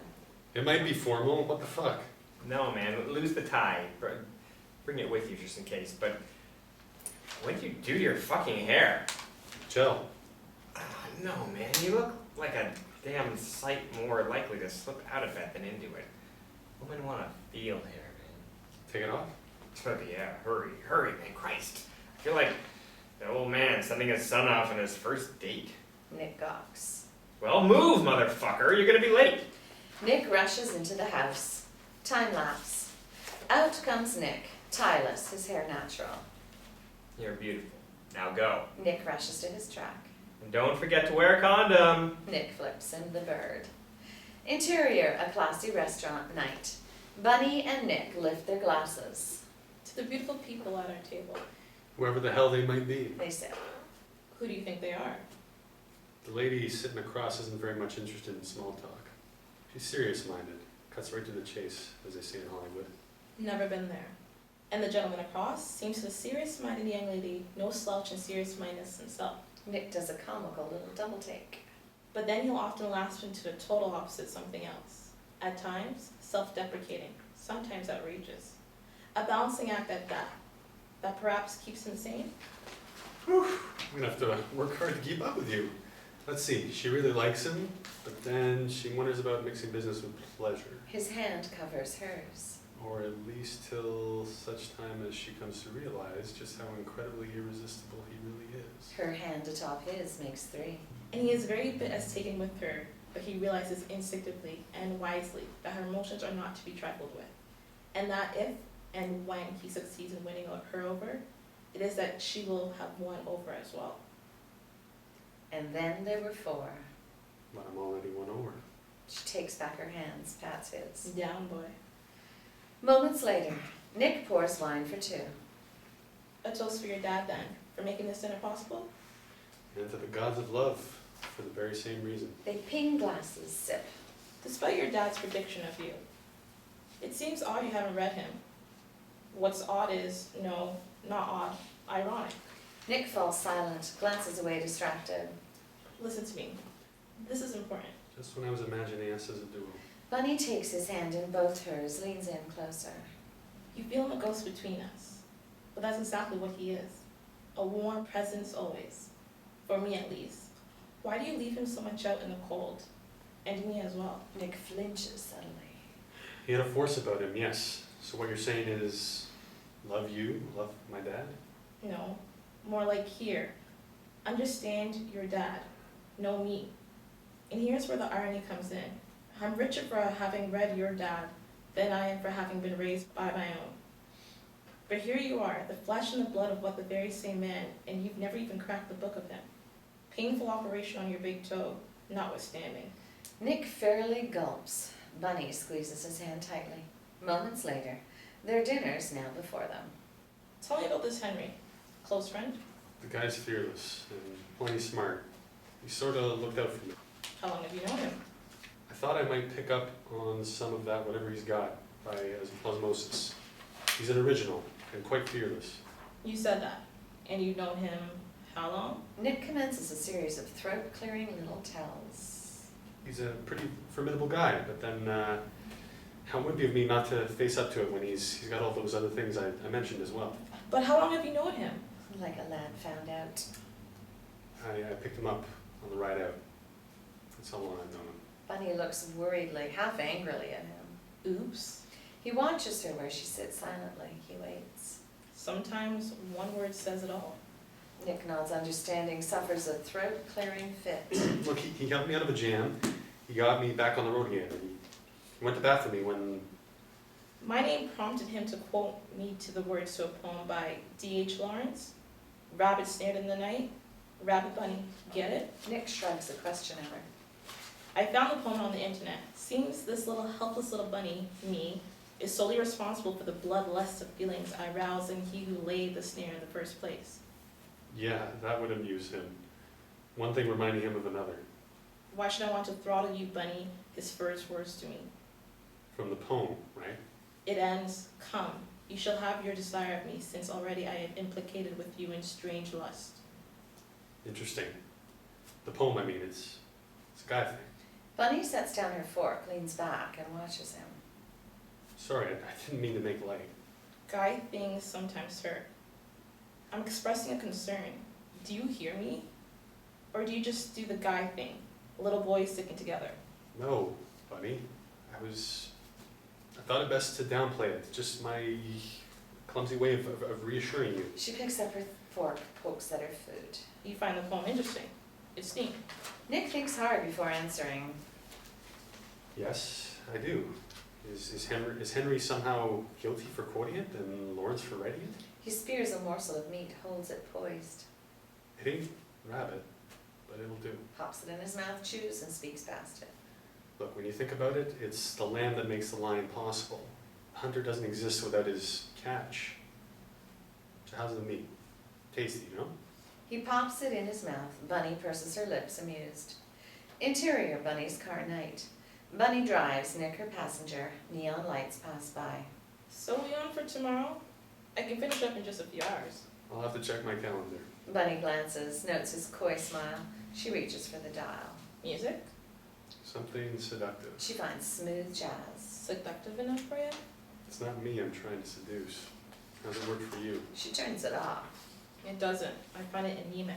She switches to CD player. Clifford Brown in ballad mode. Oh, you've got to bring that upstairs with you, and me as well. Bunny non-committal. Nick studies her. Concentrating, she makes her turn, catches the red. Dejectedly, Nick looks away, stares coldly out the window. Bunny glances toward him, the sudden cold silence of him. Up goes her woman's brow to consider her options. Exterior parking lot night. Bunny pulls beside Nick's truck and parks. They disembark. Nick walks round to her side. He takes her offered hand, glances down at it, smiles mischievously. He pulls her gently to him. Yeah, I know. You've had a lovely evening. You took the words right out of... Could have been lovelier. He tilts her head up. Her lips part for a goodnight kiss. The heat in her eyes as he draws away says the goodnight kiss is yet to come. Interior, Bunny's apartment, night. Bunny takes Nick's coat off, tosses it on the sofa. She kisses him, draws away before his lips fully capture hers. She leads him to an armchair, slow ministers nibbling little kisses. I want to have a slow all-nighter with you. With me or with my father's son? What do you care? Her fingertips shush him, homing in at where he is most vulnerable. She gathers him in her hand. Gently, she pushes him down onto the armchair. Sit. She kneels, her lovely face opened out before him. She reaches, rasp of a zipper, and she uncovers him. Ah, a vivid bright in her eyes, a conquering smile. Her hand works in, her pink tongue flickers, and down she goes. Interior, Nick's den day. Seated for his interview, Nick takes a sip of water, gargles it outrageously. A nearby bunny laughs. She peers at him through her camera. And 3, 2, 1. Eye of the camera POV. Nick waits for his question. Surely there were the good days with your dad. Can you tell us about one? He beat me once. I enjoyed the rare attention. No, I'm kidding. Nick drinks water, looks off to the side, nods a greeting toward an unseen Henry. There were good times, but the kid was off the map. The kid meaning me. His summation of me. I mean, it never took me long to start breaking things. Nick fiddles with the mic on his collar. Oh, for Christ's sakes, don't break my mic. Kidding. And your mom? No memory of her. He mourned her all by his lonesome. We were a mess. We too. He wrote books. He seemed to me not of this world. It's fair to say you grew up poor and alone. The money came late. Ironically, not from his writings. The dot-com boom. Suddenly he was rich and almost as suddenly he died. He sort of hated the money, that it hadn't come from his writings. Yes, that would be the sort of writer he was. I had to wait till I was 25 for the dough. I only just signed the papers. Boy, did that piss me off. It's not forking it over right away, but no, I had to go to college, I had to work. Lucky for me, he stipulated. I'd have blown it by now. Nick sits edge of seat, knees a jump, a pained expression on him. Can we break for a minute? Back to scene. Why, sure. Tired? We haven't been in it very long. It's hard dredging this shit up. I zip along like crazy and suddenly wham. Half jokingly, he rubs his belly. I could have had a bleeding ulcer maybe. I should have maybe get that checked. Nick glances toward where Henry stands, leaning against the door jamb, arms folded. To Henry. How am I doing? Really well. You were articulate, intelligent, and to the point. Don't you agree? Nick beams, Bunny is reserved towards Henry. Oh yes, all 3. And witty and amusing as well. This is the best by far. Some of those editors and professors seem to run on algorithms. Oi. Bunny's index finger tilts her nose up outrageously. Thank God for you, Nick. You breathed life into my struggling little efforts after all. You did your dad proud. Nick, touched to the core by the last, has all he can do to keep his voice under control while removing his mic. Shucks, people, you're making me go all gushy. Excuse me a sec, I'll splash of cold water. He fairly rushes out. Henry and Bunny watch him go. And that was beautifully said. The best medicine in the world for him. Bunny, pleased, less reserved towards him. Well, thank you, Henry. Henry sucks a tooth. You know, I was a bit of an asshole on our first meeting. Oh, I know. That car in the dark and all, stupid first impressions. I took you for a stalker. Well, we all have our first impression. That we often end up having to apologize for. Like now. He sighs, shakes his head, chides himself. Phew, well, that wasn't so hard now, was it, Henry? They gaze almost fondly at one another. Anyway, you're good for him. His head's never been on straighter. They both turn at the sound of footsteps. Henry performs a comical little salaam as he steps out. I'll leave you to shutterbugs to your privacy. A glowing smile on her. Bunny gives a returning little bow to Henry as Nick enters. Friends? No longer enemies. Nick attaches the mic for another go. Good. Now ask me if I was into sports in high school, or is that too great a digression? We even that your dad was there cheering on your winning touchdown and you got a deal. Nick pouts comically. Exterior, Nick's place day. Bunny stands by as Nick places her gear in her trunk, slams it shut. She takes his hand, answers his questioning look with a smile, leads him toward the sunflowers. Bunny has Nick's undivided attention. The interviews are finished. There's only the editing. She laughs at him where he stands clueless. Which brings up the question. He gets it now, laughs at himself. The question of us, of course. But we're on for tomorrow, aren't we? What did it mean to you last night, our making love? It was the best night of lovemaking I've ever had. Emotionally speaking or acrobatically? Don't know what you want me to say. I'm not going to prompt you. He smiles boyishly, grabs hold of Sunflower, bends it so it's a flower in her hair. She ducks aside. The problem with ADHD. Oh, look, a sunflower. Why'd you answer the way you did when I asked if you were making love to me or my father? You said it didn't matter. Because the answer meant more to me than it did to you. You wanted me either way. How'd you know that? Trust me, it's a gal thing. It's not like you don't telegraph your punches, Nick. He smiles boyishly, ducks his head, boyishly guilty. The boy in you is appealing, Nick. But then a gal wonders over the man. A little start in him, and Nick's eyes grow serious. So was it me you were making love to, or my dad, through me? Your dad was an important voice in my life. You're his son. If he loved and believed in you, so do I. It was you I was making love with. He tries to kiss her, but she glances toward the house. Better when we're alone. She takes his hand. I should go. They start back, but immediately she pauses. Nick, I need you to be smarter than your friend. Your friend, too. What's that supposed to mean? She looks critically at him. A C-, Nick. She starts back silently. Nick sighs, blinks, follows after. Exterior, Bunny's car, day. Nick scoots ahead just in time to open the door for her. Come early, we'll make a day of it. And maybe at night. Bunny looks invitingly askance at him. Can't. 7 or 8 maybe. That's the earliest. She reaches for several paperbacks resting on the passenger seat, hands them to him. Your dad's. Highlighted for you. Immediately he forgets he's received them. He leans in close, speaks over engines rev. Thanks. Maybe I'll buy a new car tomorrow. What do you think I should get? Bunny looks truly askance at him. Maybe you should get used to having it before you go spending it.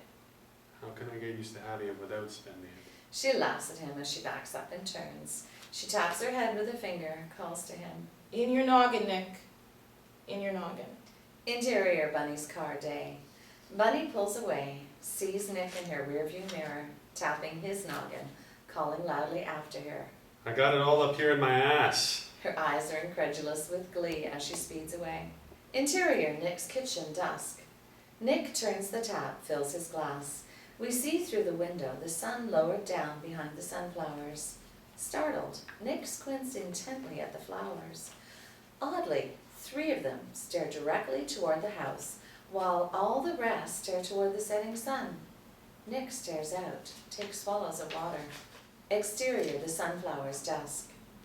A folded-up beach chair drops to the ground. Nick places Bunny's gift of paperbacks beside it. He looks up at the 3 arbitrary sunflowers, they down at him. He turns the face of one of them toward the sun. Upon release, it springs back. A repeat performance. A moment later, Nick fumbles with the beach chair, folds it first one way, then another. Motherfucker. He slams it down, rears back to kick it, regains control. He reaches for it. Moments later, enigma solved, he reclines upon it. He takes up a book, fans through, finds a marked page. An errant breeze stirs the sunflowers. While Nick reads, he hears his father's voice say the words. Between the 2 of us, we proved a law of physics. For my every action, you were the equal and opposite reaction. Where I said yes, you said no. Where I was quick, you went slow. Where my head was lifted up and listening, yours was lowered, your ears shut. Another errant breeze stirs the flowers, their stalks rustling. Nick fans the pages, finds another passage. What prankster to imagine such strangeness between a father and his son? What mean fool to devise it? What idiot scribbler to have set us down, this family tale so ill-conceived? At off-screen footfalls, Nick lifts his head to see Charles Bennett in apparition suddenly trip out from among the flowers, nearly fall. Gray-haired, utterly unostentatious is Charles. Christ, you still doing Gerald Ford? I got excited. They're reading me after all these years, the words so trippingly from my tongue. It seemed apt. How do you like it so far? Worth beginning at the beginning? You always had a way with words. As does any fast talker. But you should measure by weight, not numbers. Speaking of numbers, you look older. Wish I could say the same for myself. You're my illusion after all. Maybe if I strain real hard, I can make you older. Interior kitchen, dusk. Henry peers out the window, a bright, analytical little smile on him. He sees through the pane the seated Nick, listening, conversing with some invisible being. Exterior, sunflowers, dusk. Charles' gaze jerks suddenly toward the house, a shadow of fear across his face. He turns again toward Nick, a kindly and timeless patience about him. It's not an illusion. Sure you are. What else? I can prove to you I'm not. But you must be brave. You must be very, very brave and open to me. Prove away. Charles points a direct line into the sunflowers. My little blemish. My perfect little circle of scorched earth. Go see. Nick stands, tosses down the book onto the chair. He looks back toward the house as toward sanctuary. You squirted your acidic self out onto my delightful little garden plot. Go see for yourself. Deathly pale, Nick starts back toward the house. Charles implores him. Courage, son. Nick is all but running, Charles pleading Carl. Nick, please, I have to tell you this, please. I have to tell you. Nick rushes into the house without a backward look. Charles, face-stricken, fades tragically in among the sunflowers. Interior, Nick's living room, dusk. Nick slams in, hurries toward his bedroom. Henry stands observing, opines as Nick rushes past. Bad case of the vapors, my lad? Nick, while disappearing into his bedroom, Fuck off! the door slams shut. Henry, a sure little smile on him, whispers to himself. Yeah, I'll do just that. Henry drifts to a display case. Photos of young Nick playing chess. Various chess sets, several trophies, the tallest of which reads, First Prize, USC Chess Tourney, 1998. Henry opens a sliding glass door. Interior, Nick's bedroom, dusk.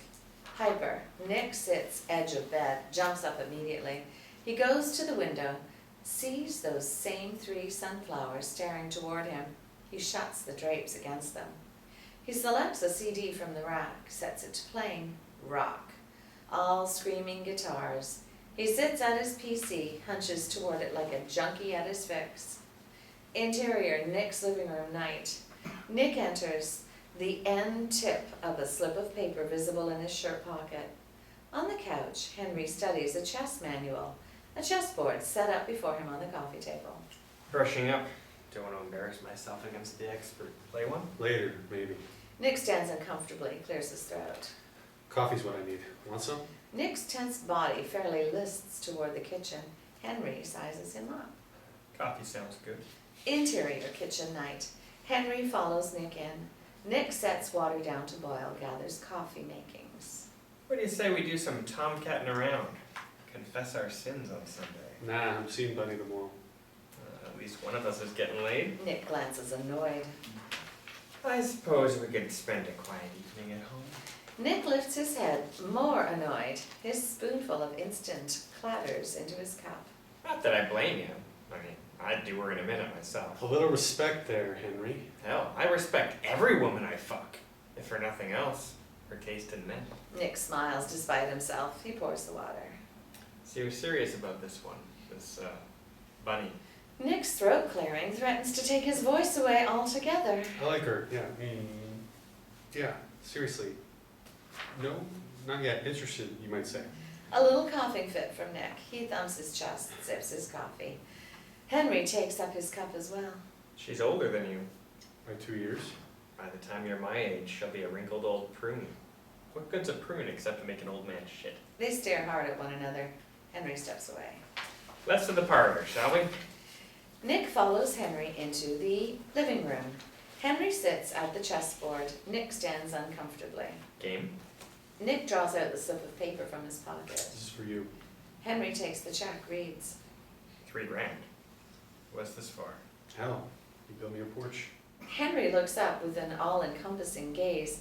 Nick's eyes flinch guiltily aside. That was for a friend who was putting me up for a time. Well, I wanted you to have it. What's with the Dear John tone?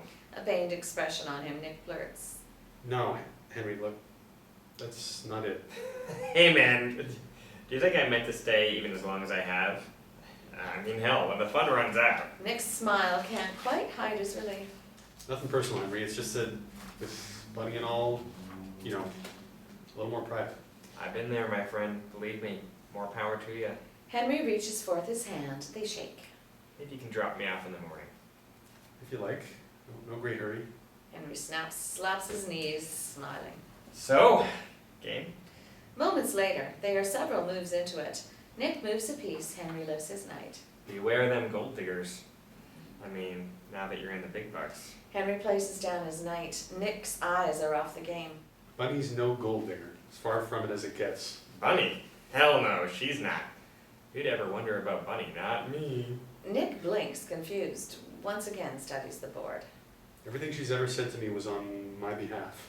To help me. Hey, you don't have to convince me. Nick moves the piece. Henry squints, scratches his head. Damn, Nick, you moved into check. Nick's eyes widen. He sighs deeply. I'm not into this. You big enough? Yeah, man, I'm gonna hit it. Getting tired anyway. So, good morning, then. Yeah, man. I'm virtually packed anyway. Not check enough? It's fair. Man to man, the two smile, lasting friendship. Nick retires to his room while Henry, alert and electric, reaches, studies the check. Interior, Nick's bedroom night. Nick goes directly to his PC, turns it on. The screen lights up, beeps. Comes a knock at his door. Intent on the screen, Nick calls. Entree. Nick smiles, amused at his choice of words. Comes the brisk tap tap tap of deliberate footsteps behind him. Series of shots. A flesh-rending crunch, and Nick cries out, lunges forward. B. Henry, eyes mad with glee over the hand axe lodged beneath Nick's right shoulder blade, stands poised for more. C. Nick spins out of his chair, lunges toward the door. D. Nick's shocked eye-to-eye recognition of a transformed and maniacal Henry as his attacker. E. Henry whoops loudly, grabs hold of the axe handle as Nick passes, snatches it free. Exterior, interior, porch window to living room, night. Nick, mouth gaping wide, walks zombie-like toward the outside. Henry follows after, waggles his head in amused observation of his victim. Exterior, Nick's place, night. Nick steps out onto the porch, down the stairs. In the background, Henry tests the rock-solid porch support with a push. Now that's a porch! Henry hefts the axe, follows after Nick, calls out. Courage, son! Nick's POV, brilliant animated sky. I saw with an artist's eye the swim of brightness, the moon, the stars, no longer content merely to sit and watch, but leaping like insects, fireflies. The sunflowers ahead and drawing stumblingly nearer. What a revolting development this is, eh, Nicky boy? Back to scene. At the sunflowers, Nick pauses, turns toward Henry, but a step away. Henry pauses as well. A strange, almost giddy little laugh from him. You screamed like a girl back there when I smacked you. But where are you going, boy? Henry smiles at seeing Nick slip in among the sunflowers. Nick's shirt is drenched with blood. The great stalks rustle loudly as Nick makes his way slow-mo through them. I've had this slow-motion dream before. Somewhere. Sometime. Someone was chasing me. Lifts hand, sees blood dripping. It would have to get worse, though. It always gets worse before you wake yourself up. Or before the alarm rings. Blessed alarm. Nick falls down, down, down through the loudly rustling, gently cushioning stalks of sunflowers. He crashes down. He struggles to his knees, lifts his head, moonlight on his face. I landed smack dab in the tight little circle of myself. And magically, for the briefest of moments, it seemed virtually the first moment of conscious reality I'd ever known. His face is wrapped with moonlight. Henry's legs step in behind him. Interior, Nick's bedroom, dawning. Nick lies semi-conscious in bed, a pillow propped behind him. He's in briefs only, cleaned and bandaged. Nick's POV. In a haze of surreal light, across the room sits Charles, clacking away at the computer. Back to scene. Eyes wide with wonder, Nick tries to speak. His lips move. He swallows hard, tries again. Dad? Nick's POV. The vision, that is Charles, stiffens, stops typing. Henry it is that turns to look. Back to scene. Nick's head lowers hopelessly. Yes, me lad. Nick sits up, sets feet on the floor. 10 worlds of agony and confusion in him. Why, Henry? No sense to it. Henry turns to the computer, quick types for a moment before turning back. Thou shalt be a corporation unto thyself. Henry cocks his head, stares out amused. An incredulous Nick's gaze shifts toward the computer screen. You're into my bank stuff? Henry's hand pats a nearby stack of papers, several manila envelopes among them. Any fool could have turned himself into you 100 times over. I didn't take you for any fool. I took you for a friend. Henry approaches, sits beside Nick on the bed. Nick turns partly toward him, edges away. Was I not touched by our friendship? Didn't I clean and bandage you? I mean, hey, you're pretty damn sexy there, lad, in your undies and all.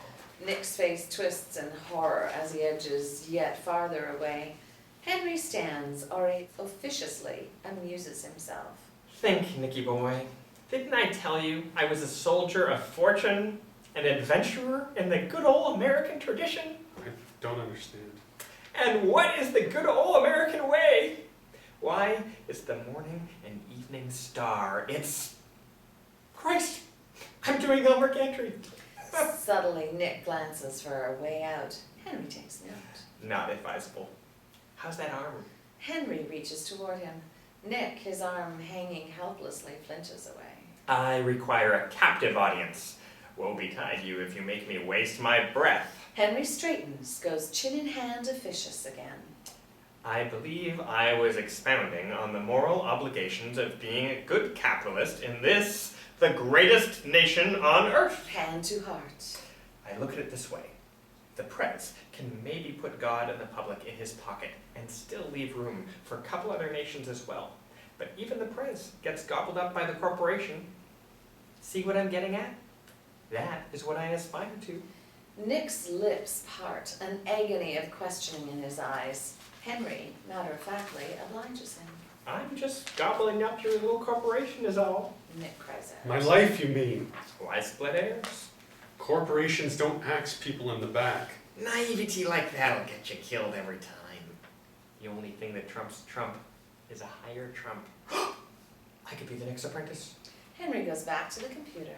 I thought you didn't know anything about computers. Henry turns a smile on him, such as tempted Eve to knowledge. Nick, you don't even know my fucking name. Later. The room much lighter now. Nick sits quietly thinking, weighing, considering. Is there anything I can help you with to make it easier?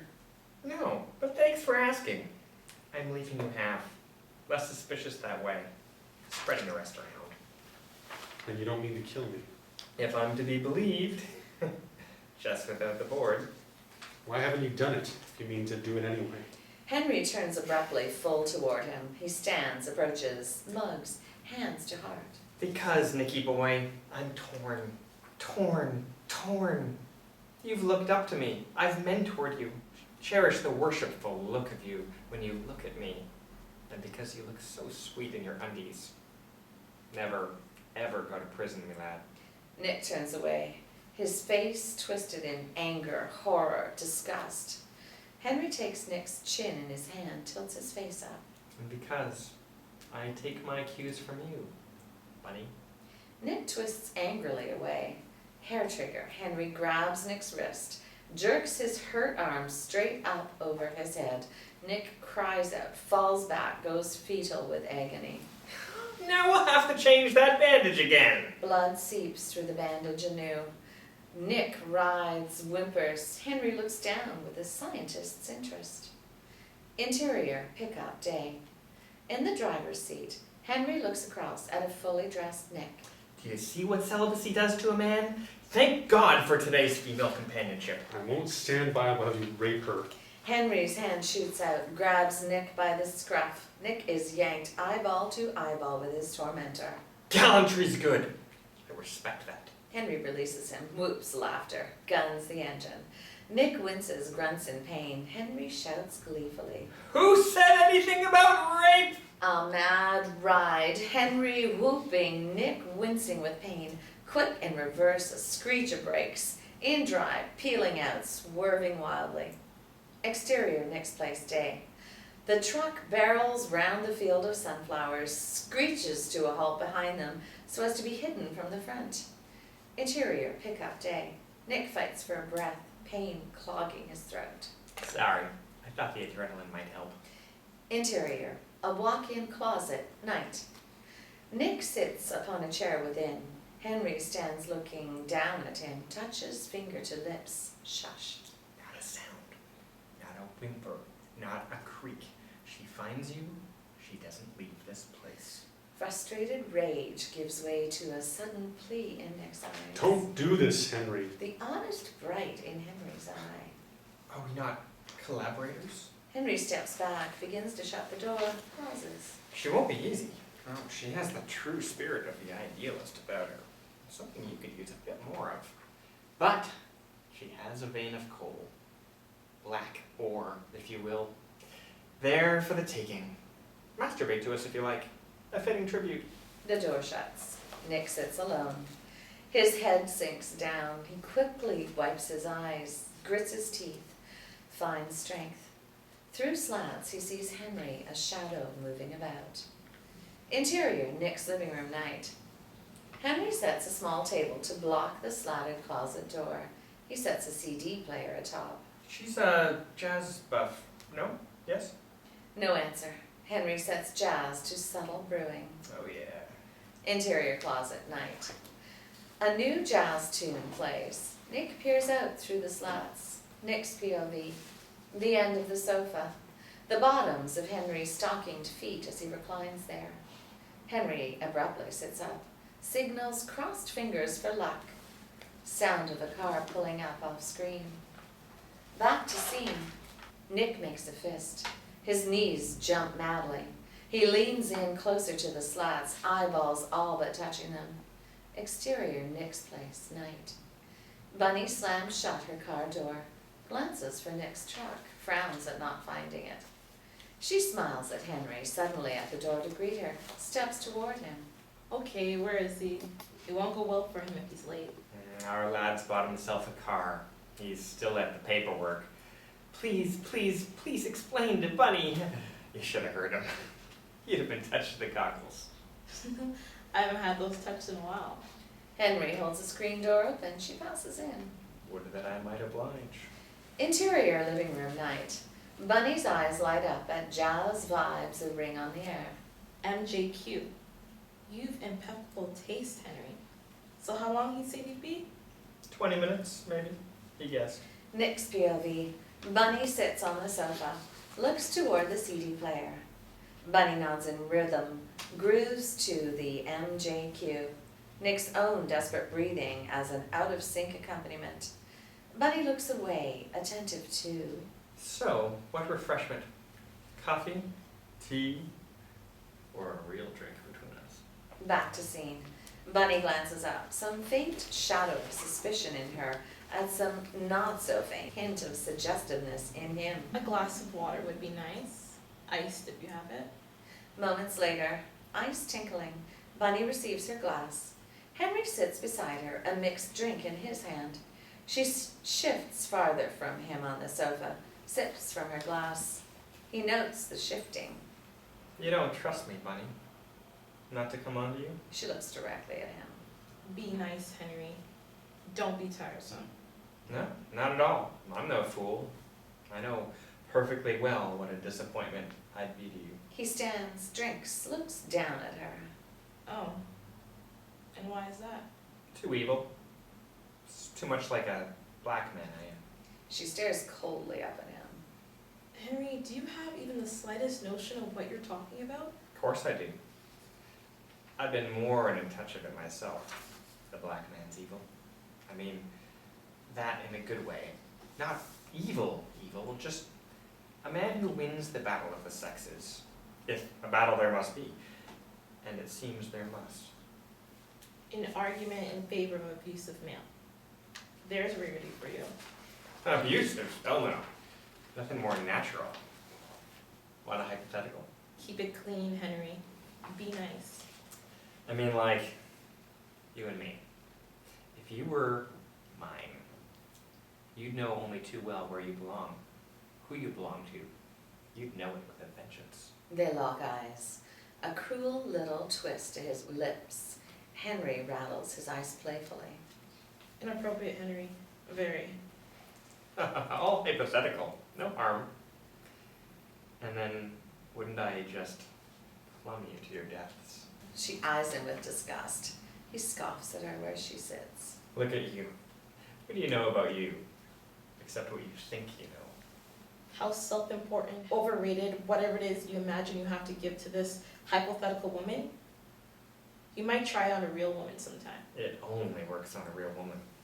But yours was the perfect modern response. Just the words to put a man in his place. Be sure to use them on Nick one day, when he gets all up in his male haunches. Or at least as high up as he goes. It's you I'm talking to, my words to you. And mine to you. Seems to me you still have the soft, yearning look of the virgin about you. 10 to 1 it was you who seduced Nick instead of the other way around. Bunny flinches, a tell in her. Come on. Is he lovable? Sure.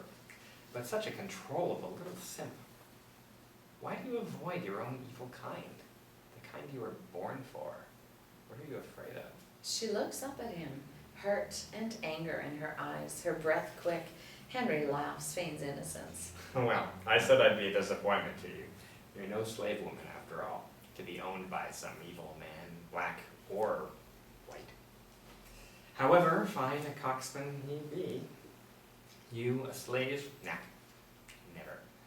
Only too eager to stay, too damned frightened to stray.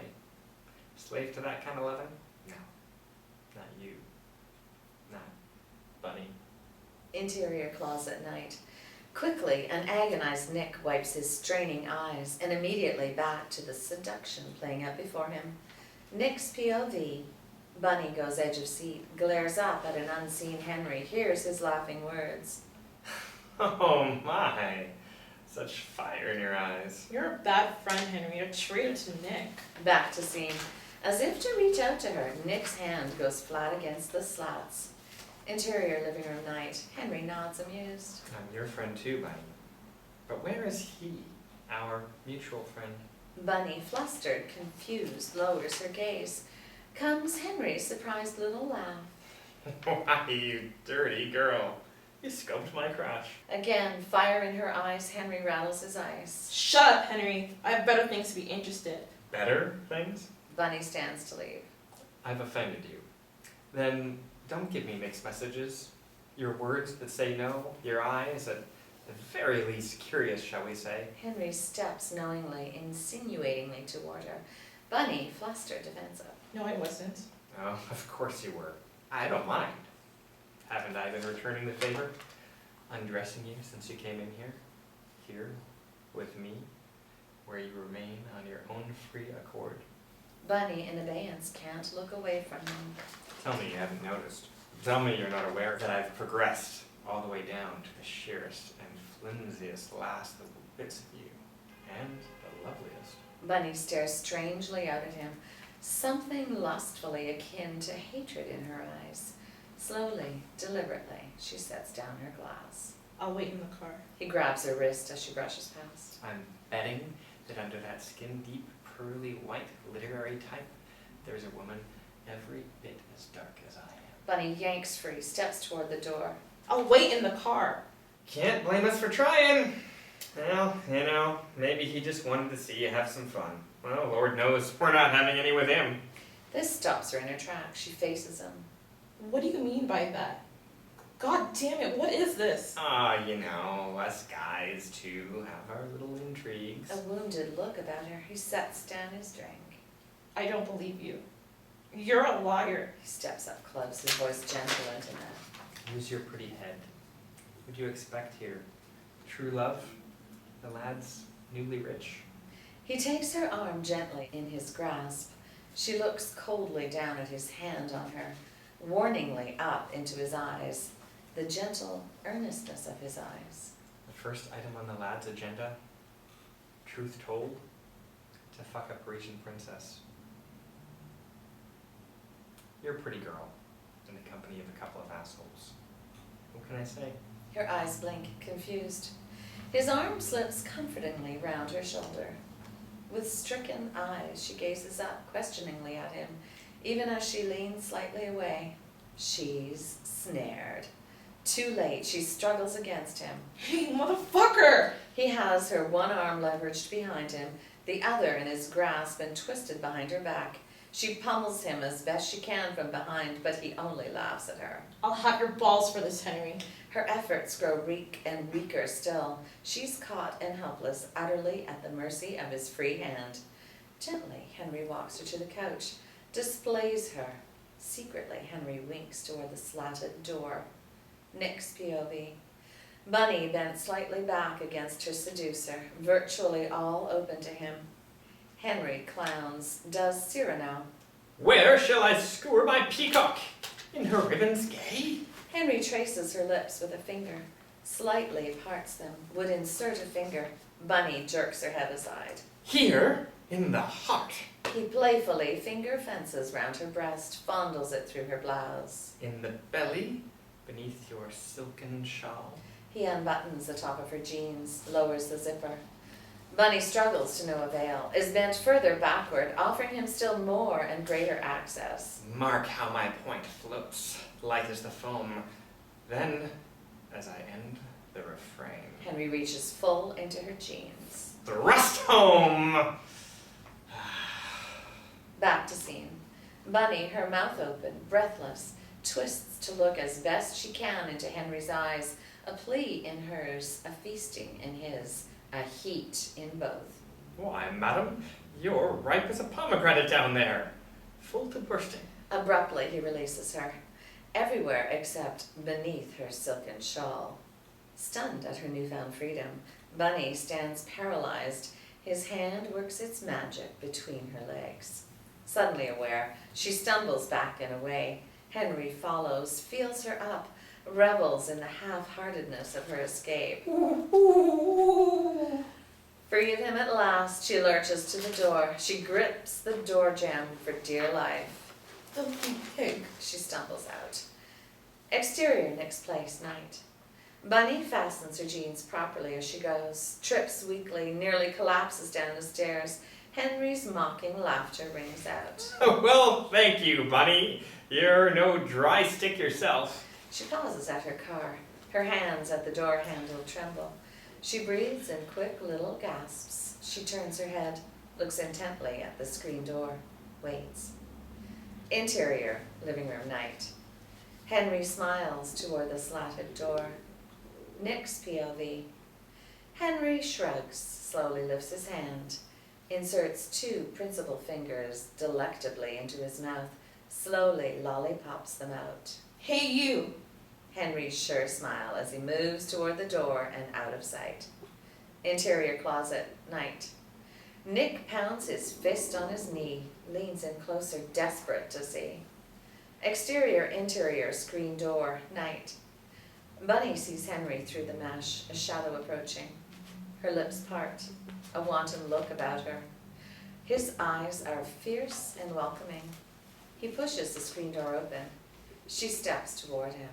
He grips behind her neck, yanks her in, her startled gasp. Don't. Interior living room night. His arm round her neck, a headlock almost. He escorts her along like a pal. My little bunny at last. I do so love my little bunny. Again at the sofa, her neck ensnared in the crook of his arm. He kisses her roughly. He gathers up a fistful of her hair, kisses her long and deep. He rips her blouse open. She gasps, cries out. No need to tear my tam. He grasps her tiny throat in his hands, holds her fast. You gave it all up to me when you came back in, bitch. Now be nice. His eyes near and menacing. She relaxes weakly against him, in a tiny voice not her own. All right, He looses the straps from her shoulders, draws down her bra. His eyes feast upon her through clenched teeth. Oh, but what a fine, wreck woman she is. My little bunny. She smiles up at him, a heat lust, a fierce womanly pride aglow. They lock eyes, lips twisted, teeth bared. To the MJQ's driving beat, they kiss hungrily, their down-reaching hands eager at each other. Nick's POV. Henry's triumphant smile and a wink from sofa's end where he moves naked atop an unseen bunny. Henry lifts Bunny's head up from behind the armrest, supports her in a gentle chokehold, displays his prize entered from behind. Bunny fully into it, every thrust of him a moan, a grunt, a cry on her lips. Interior closet night. Nick watches, wide open mouthed for silent breathing. He pulls at his crotch, adjusts, or trousers have grown tight. A new tune begins, faster, harder driving off-screen jazz. Nick's POV. Henry jerks Bunny upright, her full torso a sweat-glistening burst of ripeness, a surprised little high-pitched cry in her. He gathers her ripeness in both hands, thrusts harder, shouts huskily over her loud glissando up. Sing it, baby! His snaking hips jazz her to breathlessness. Oh, yeah. He bangs her furiously, relentlessly. One glistening hot rivulet of sweat runs between her quaking breasts, down her belly, into her navel. She cries out in delirium. Coming! Her face twists in extremity, a scream. Back to scene. Mouth wide open, Nick watches. With sharp little hits, he punches the hard bulge in his pants. Barely audible little grunts in him. He strives to kill that which lives. Nick's POV. A ragdoll bunny jerked left to right at Henry's moment, his arms tight around her breasts and belly. Henry's lifted head, twisted face, all animal growling, shaking him. Henry laughing, breathing hard, while a spent bunny ragdoll hangs limp in his arms. Henry winks happily toward the slats. Give me a moment, Bunny, and I'll fuck you again. Bunny's hands clutch the armrest, make fists. She looks round and back at him as best she can, a plea in her eyes. Back to scene. Nick sits slumped, his chin on his chest, his eyes shut tight. Exterior Nick's place, night. Bunny steps out onto the porch, disheveled, torn blouse pulled tight about her. She stumbles zombie-like to her car, opens the door. Henry steps onto the porch, waves her panties in the air. I'll show these to Nick if he ever comes back. One up for me. Thanks, baby. You're the greatest. Bunny collapses into her car, winces with pain, sits dead-eyed. She guns the engine, pulls away. Interior closet, night. Nick stands, hears Henry moving aside the CD player, moving aside the small table upon which it rested. Nick backs away. He stops, his back to the wall. Interior living room night. The last bits moved away. Henry, axe in hand, grasps the doorknob. Crashing through the slats, Nick's fist deals Henry a glancing blow. Nick's whole body crashes through the door, slams into Henry, and down he goes. Nick keeps on going, slams through the screen door. Henry lets out a whoop, leaps to his feet. Exterior Nick's place, night. Holding his hurt arm, Nick runs as best he can after Bunny's hopelessly small lights in a too far distance. Bunny! Bunny! Exhausted, Nick slows, stares out as his last flickering light of hope fades and dies. In the background, Henry bounds out onto the porch, sprints towards him. Nick glances back, tries to run again. Henry quickly overtakes him, trips him from behind. Nick lands on his hurt shoulder, cries out, his face in the dirt. Henry helps him to his feet, dusts him off. I'm proud of you. I expected no less. Nick, slumped and beaten, raises his head and smiles, strangely grateful. Henry places a gentle hand on his neck. Come on, Nick. They start back together. Exterior Nick's place, night. Hands tied behind his back, Nick walks toward the sunflowers, his face oddly serene in the moonlight.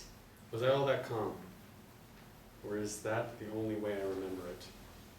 Nick glances up, basks in the moon's cold light. Behind him, some shadowy figure looms. Ooh, what a little moonlight can do. Out of the shadows, By the light of the silvery moon. A sailboat in the moonlight and you. Wouldn't that be heaven, just we two? Why, Nick, you've outdone me at last. They are at the sunflowers. Nick turns to look at him. Let me live till I run out of moonlight sonatas. Henry is all business. Go in. I wished on the moon for something I never knew. Henry pushes him in among the sunflowers. Wished on the moon and asked for a dream or two. Nick's voice is drum tight as he continues on, a tear brimming over. A sweeter rose, a softer sky, an April day. Sorry, so touching, the words. They stand in the circle of the sunflower's barren middle. I've seen conscience in you, Henry. You're not one of those, sick fucks. The axe hangs loosely in Henry's hand. Bad idea. An appeal to my conscience. Fire and water. A fit of blinking in Nick as he fights to understand. What is this place? This circle? Some cry out for their mamas. You ran here. Why? I told you, it's where I spread my dad's ashes. Yes, you and little Lulu, I remember. Nick glances away, gazes up at the full moon. A strange panic takes hold in him. He sings loudly to it. Fly me to the moon. Nick's voice chokes off in a sob. Henry is insistent. I know this place. I've dreamt it in you. You did something here. I saw you do it. Nick's eyes glow with a strange, half-mad understanding. Now I see. No one God would ever do for you, Henry. Roughly, Henry turns him around, forces him down. I'll be quick. Slipping down, Nick turns clumsily, almost comically round on his knees to again face Henry. He cries out, a half-mad little laugh bubbles forth. Easy for you to say. Horror in Nick's eyes. Round and round in anxious little circles goes the axe. An urgency, electric almost, in Henry's fist to deliver it home. Christ, Henry, we were friends. I'd have given you a bunch, just given it to you. You were like a father to me. I looked up to you. Henry turns away, conflicted. His hand on the axe handle clenches and relaxes. Henry, half to himself. A needle in the haystack. You'd never find me. Go on then, just go. I give you the money. I give it gladly, a gift. Henry clenches and relaxes the axe handle in his hand. If only it were just me. Nick eagerly grasps at the straw. Who then? Henry's head tilts, he smiles faintly. A face in misty light. Footsteps down the hall. Nick jumps all over it, too eager. That's Laura? That's your daughter then, Laura. Nick's wide, horrified eyes realize his mistake. He lunges aside, his head just outside, jostling frames. Comes the quick chunk of the axe going in, the odd, moist sound of its easing out. Pitch darkness. My sentence for blurting out? For lack of coolness under fire? Death by axing. Henry could be very unforgiving that way. Seems to me I waited a long time for that tunnel with the light at its end. Turns out that was just a rumor, as was heaven, or hell for that matter. I sure did wake up different, though. Exterior, Nick's place, day. Oh, so balmy a day. The sun shines. The birds twitter-twit. From inside the house carries a little girl's laughter. Below the porch that Henry built is a verdant little garden plot, all its flowers to be mere buds, save for one. One perky little daisy to receive the day's welcome. Interior living room day.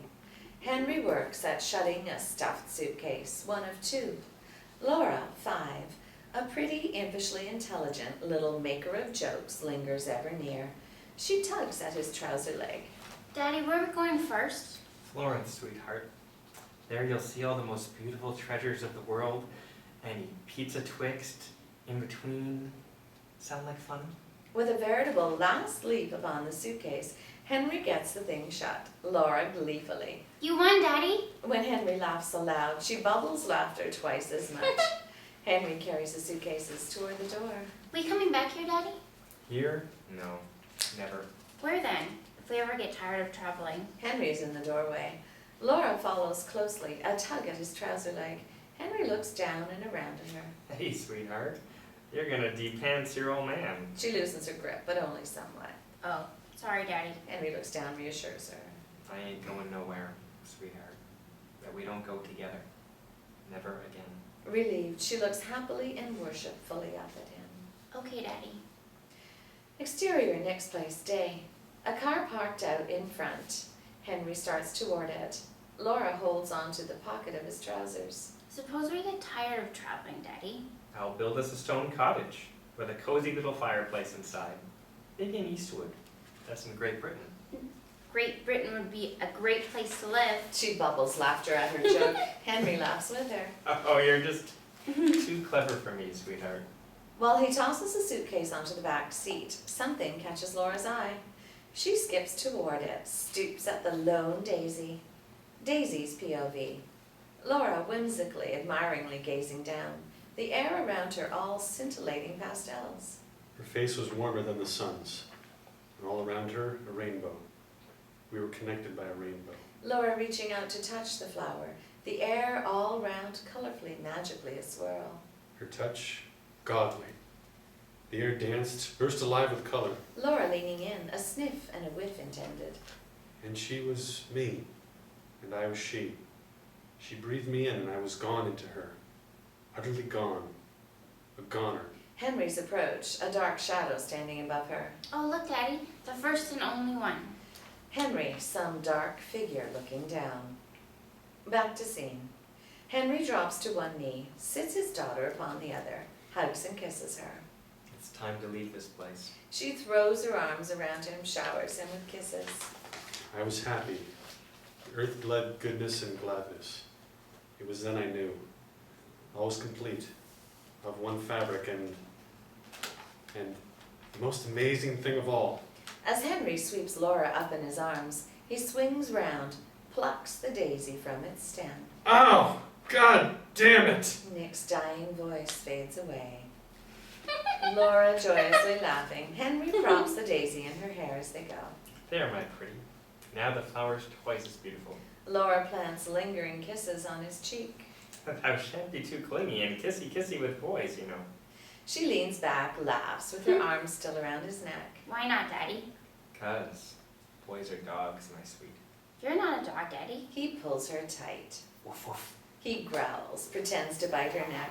She squeals with glee, the daisy aflutter in her curls, what with the wind and the tossing of her curls.